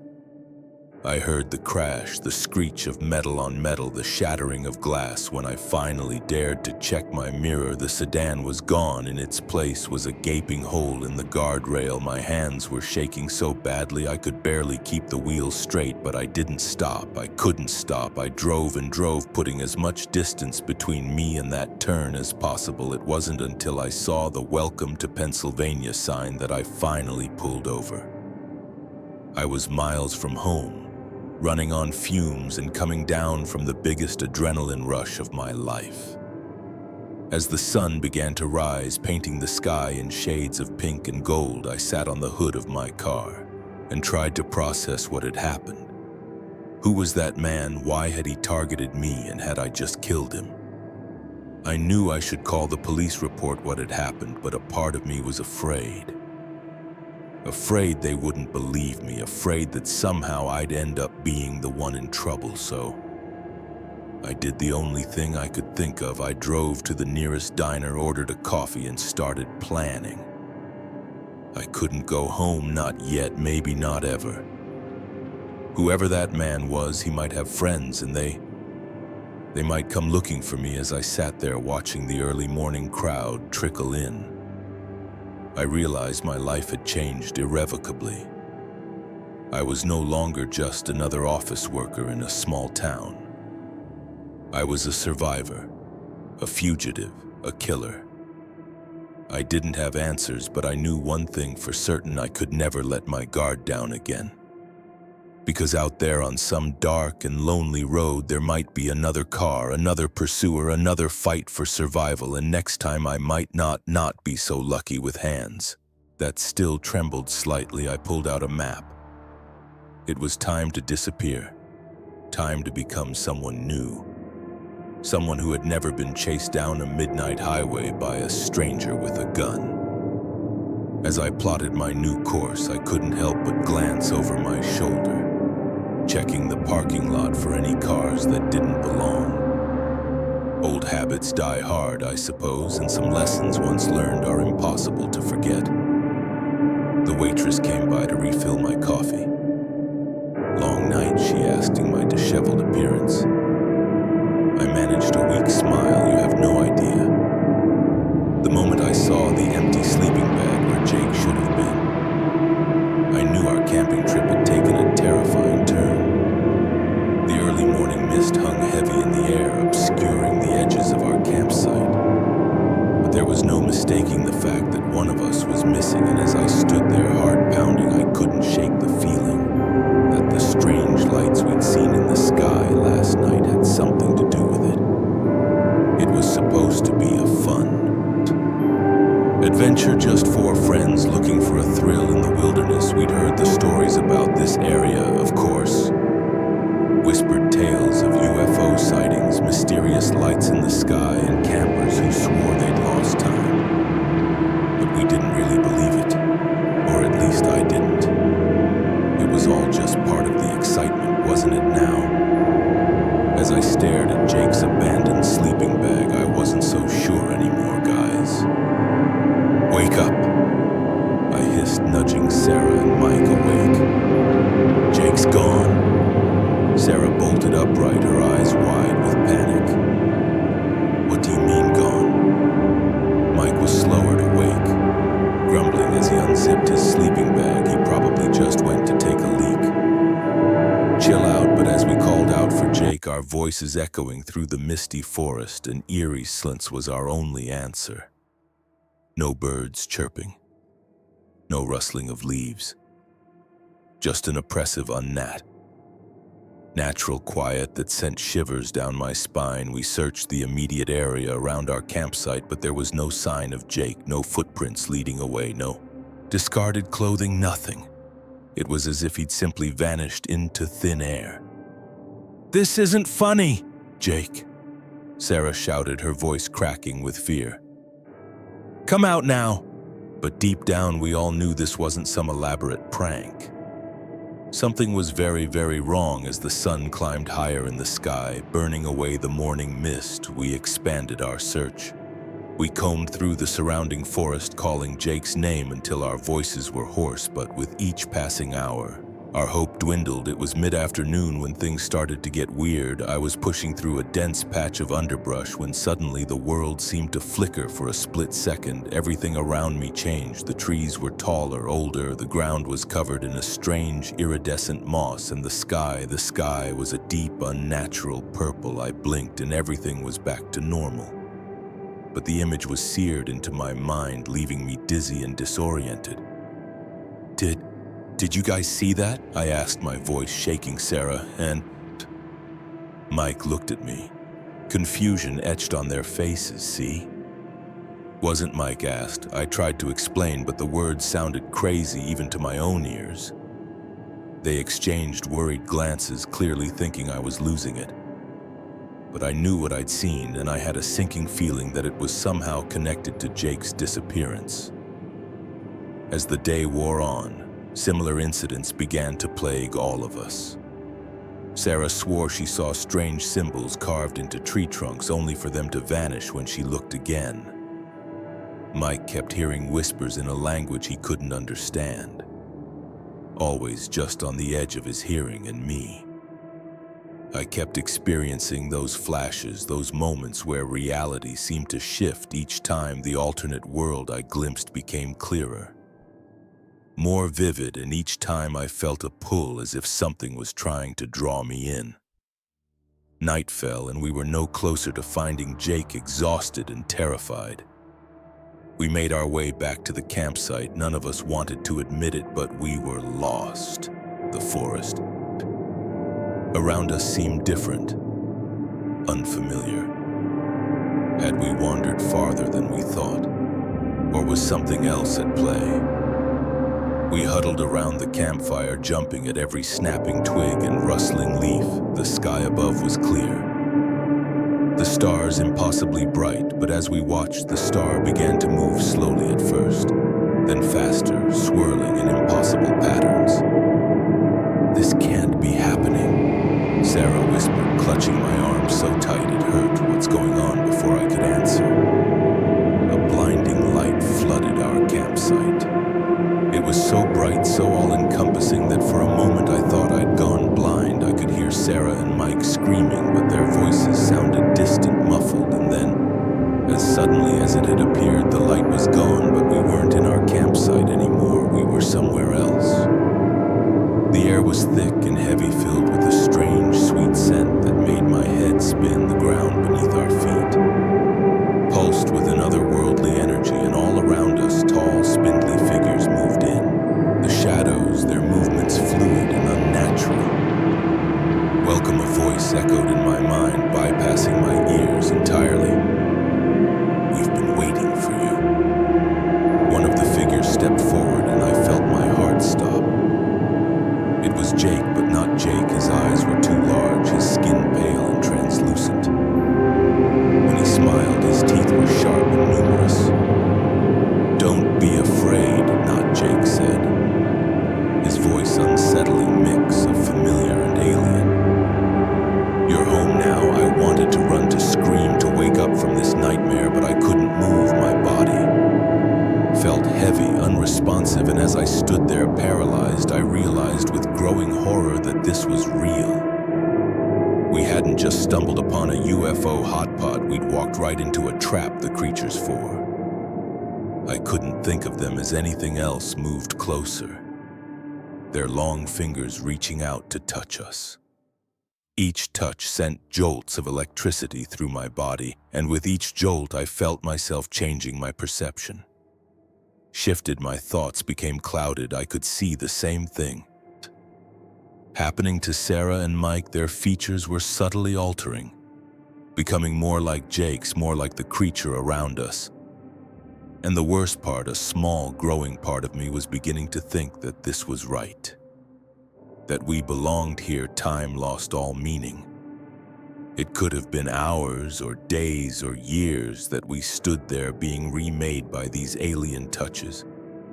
Memories of our old lives began to fade, replaced by new ones, memories of a world with purple skies and pulsing ground, of ships that sailed between the stars. But just as I was about to lose myself completely, a small part of my mind rebelled. This wasn't right. This wasn't our world. We didn't belong here. With every ounce of willpower I had left, I fought against the alien influence. I clung to memories of home, of my family, of who I really was. And slowly, painfully, I began to break free. "No." I shouted, my voice sounding strange and distorted. "This isn't real, Sarah, Mike, Jake. We have to get out of here." My words seemed to break whatever spell had been cast over us. Sarah and Mike's eyes cleared, confusion and fear replacing the placid acceptance that had been there moments before. Even Jake seemed to falter, a flicker of recognition passing over his alien features. The creatures hissed, their forms shifting and writhing in anger. The world around us began to destabilize, reality bending and warping like a funhouse mirror. I grabbed Sarah and Mike's hands, reaching out to Jake with my free hand. "Come on!" I yelled. "We're going home for a moment." Jake hesitated, then, with a look of desperate hope, he grabbed my hand. The moment our fingers touched, there was a flash of blinding light, a sensation of falling, and then we were back in our campsite, the normal Earth campsite. The sun was just beginning to rise, birds were chirping, and a gentle breeze rustled through the trees. It was as if nothing had happened. But we knew better. The memories of our ordeal were already beginning to fade like a dream. Upon waking, but the fear, the sense of wrongness that lingered. And as we looked at each other, seeing the haunted look in each other's eyes, we knew that none of us would ever be the same. We packed up camp in silence, eager to put as much distance between us and this place as possible. As we hiked back to our car, I couldn't shake the feeling that we were being watched. That somewhere just beyond the veil of our reality, those creatures were waiting for another chance to bring us home. We never spoke about what happened that night. How could we? Who would believe us?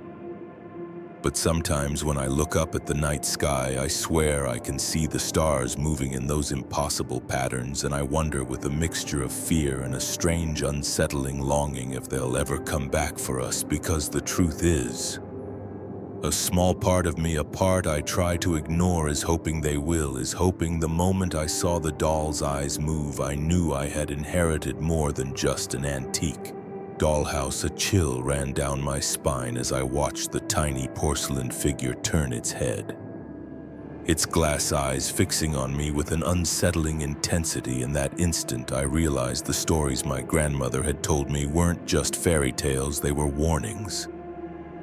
I'd always been fascinated by the ornate Victorian dollhouse that sit in my grandmother's attic. As a child, I'd spend hours playing with it, imagining the lives of the little dolls that inhabited its miniature rooms. Grandma would watch me with a mix of affection and concern, often muttering about how the house had a mind of its own when she passed away last month. I was surprised to find that she'd left the dollhouse to me, and her will along with it came a cryptic note. "Be careful, Emily, some toys aren't meant to be played with." I'd laughed it off at the time, chalking it up to my grandmother's flair for the dramatic. But now, as I stood in my living room watching a doll move on its own, that warning didn't seem so silly anymore. The dollhouse had seen better days. Years in the attic had left it dusty and faded, its once vibrant wallpapers peeling at the edges.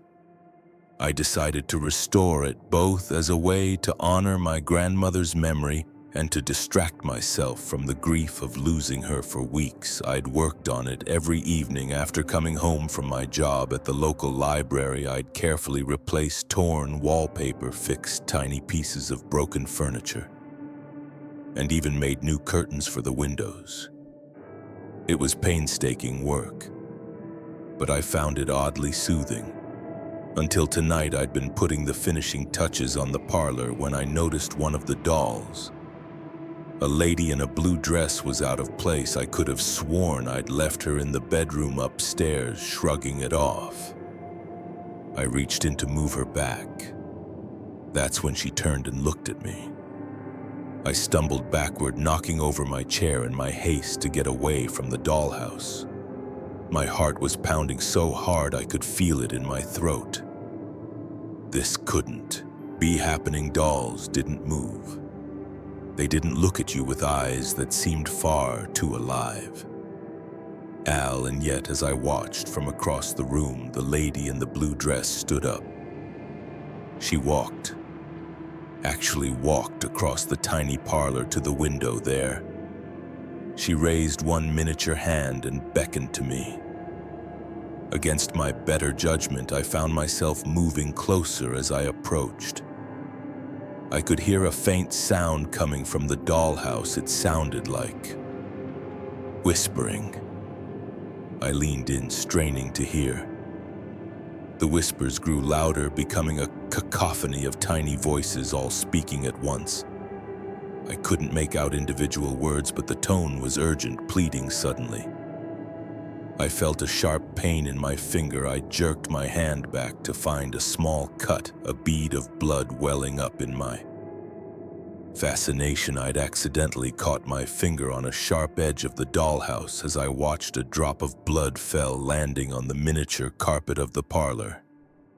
The moment it touched the fabric, the whispers stopped. An eerie silence fell over the room. Then slowly, impossibly, the dollhouse began to grow. Or was I shrinking? The room spun around me, the furniture growing to enormous proportions. I felt a sensation of falling, and suddenly, I was standing in the parlor of the dollhouse, looking up at my own shocked face peering in through the window. Panic seized me. I ran to the window, pounding on the glass, screaming for help, but my voice came out as nothing more than a whisper lost in the vastness of the now giant room. "Beyond welcome home, Emily," a voice said behind me. I turned to see the lady in the blue dress now. My size smiling at me, but it wasn't a kind smile. It was predatory, triumphant. "What's happening?" I gasped. "What is this place?" The lady's smile widened, showing too many teeth. "This is where we all end up, eventually. All the women in your family. Your grandmother resisted for years. But in the end, even she succumbed." A chill ran through me as the implications of her words sank in. "My grandmother. She's here." The lady nodded, gesturing to a door behind her. "Would you like to see her?" Before I could answer, the door swung open. There, sitting in a rocking chair, was my grandmother, but not as I remembered her. This version of her was young, perhaps in her 20s, dressed in clothes from another era. "Grandma," I whispered. She looked up, her eyes widening in recognition, and then horror. "Oh, Emily, no, not you too." I ran to her, wrapping my arms around her in a desperate hug. She felt real, solid. This was no dream or hallucination. "What's going on, Grandma? How do we get out of here?" She pulled back, her eyes sad. "We don't. Dearer, this house. It's been in our family for generations. It takes us one by one. I had hoped by giving it to you, by warning you, you might break the cycle. But why?" I asked, my mind real feeling. Why? "Us. Why our family?" The lady in the blue dress laughed, a sound like breaking glass. "Because your ancestor made a deal, silly girl, a deal for wealth, for power, and this house. This is where she pays the price, where you all pay the price." I looked around the room, really seeing it for the first time. There were other dolls. No other women watching us. Some looked resigned, others angry, but all had the same haunted look in their eyes. "There has to be a way out," I said, desperation creeping into my voice. "We can't just be trapped here forever." My grandmother shook her head. "Many have tried, Emily, all have failed." But as she spoke, I noticed something on the mantelpiece above the fireplace. There was a tiny dollhouse, an exact replica of the one I'd inherited. And inside that dollhouse I could see tiny figures moving. An idea began to form in my mind. If I could shrink to enter this dollhouse, could I shrink again? Could I go deeper? Find the source of this curse? I broke away from my grandmother, running to the mantelpiece behind me. I could hear the lady in the blue dress shouting, could feel the other women trying to grab me, but I was faster. I reached the tiny dollhouse and without hesitation pricked my finger on its sharp roof. A drop of blood fell, landing on its miniature lawn. The world spun again. I felt that sickening sensation of falling, of shrinking. When it stopped, I found myself standing in front of an even smaller dollhouse. I was getting closer. I could feel it again and again. I repeated the process each time. The dollhouse grew smaller, the details becoming more intricate. more impossible, and each time I could feel a growing sense of wrongness, of evil. Finally, after what felt like an eternity of shrinking, I reached a dollhouse so small it was barely visible to the naked eye. But I knew somehow that this was it, the source of the curse. With a deep breath, I pricked my finger one last time. The world exploded into light and sound. I was falling faster than ever before. Tumbling through space and time, I saw flashes of my ancestors, of the woman who had made the original deal. I saw the entity she had bargained with, a thing of shadow and malice. And then suddenly I was back in my living room, full-sized and gasping for air. The dollhouse sat before me, innocent-looking and still. But now I knew its secret with shaking hands. I reached for my phone and dialed the number my grandmother had left me, the one I was only supposed to use in emergencies. A gruff voice answered on the first ring. "Emily, is it time?" I swallowed hard, my eyes never leaving the dollhouse. "Yes," I said. "It's time. Bring the sage, the salt, and the iron. We're ending this tonight." As I hung up, I could have sworn I heard a tiny scream of rage coming from the dollhouse. But I wasn't afraid anymore. I knew the truth now. And knowledge was power tonight. I would free my family from this curse, and tomorrow I would burn every dollhouse I could find, because now I knew some toys really aren't meant to be played with, and some inheritances are better left unclaimed.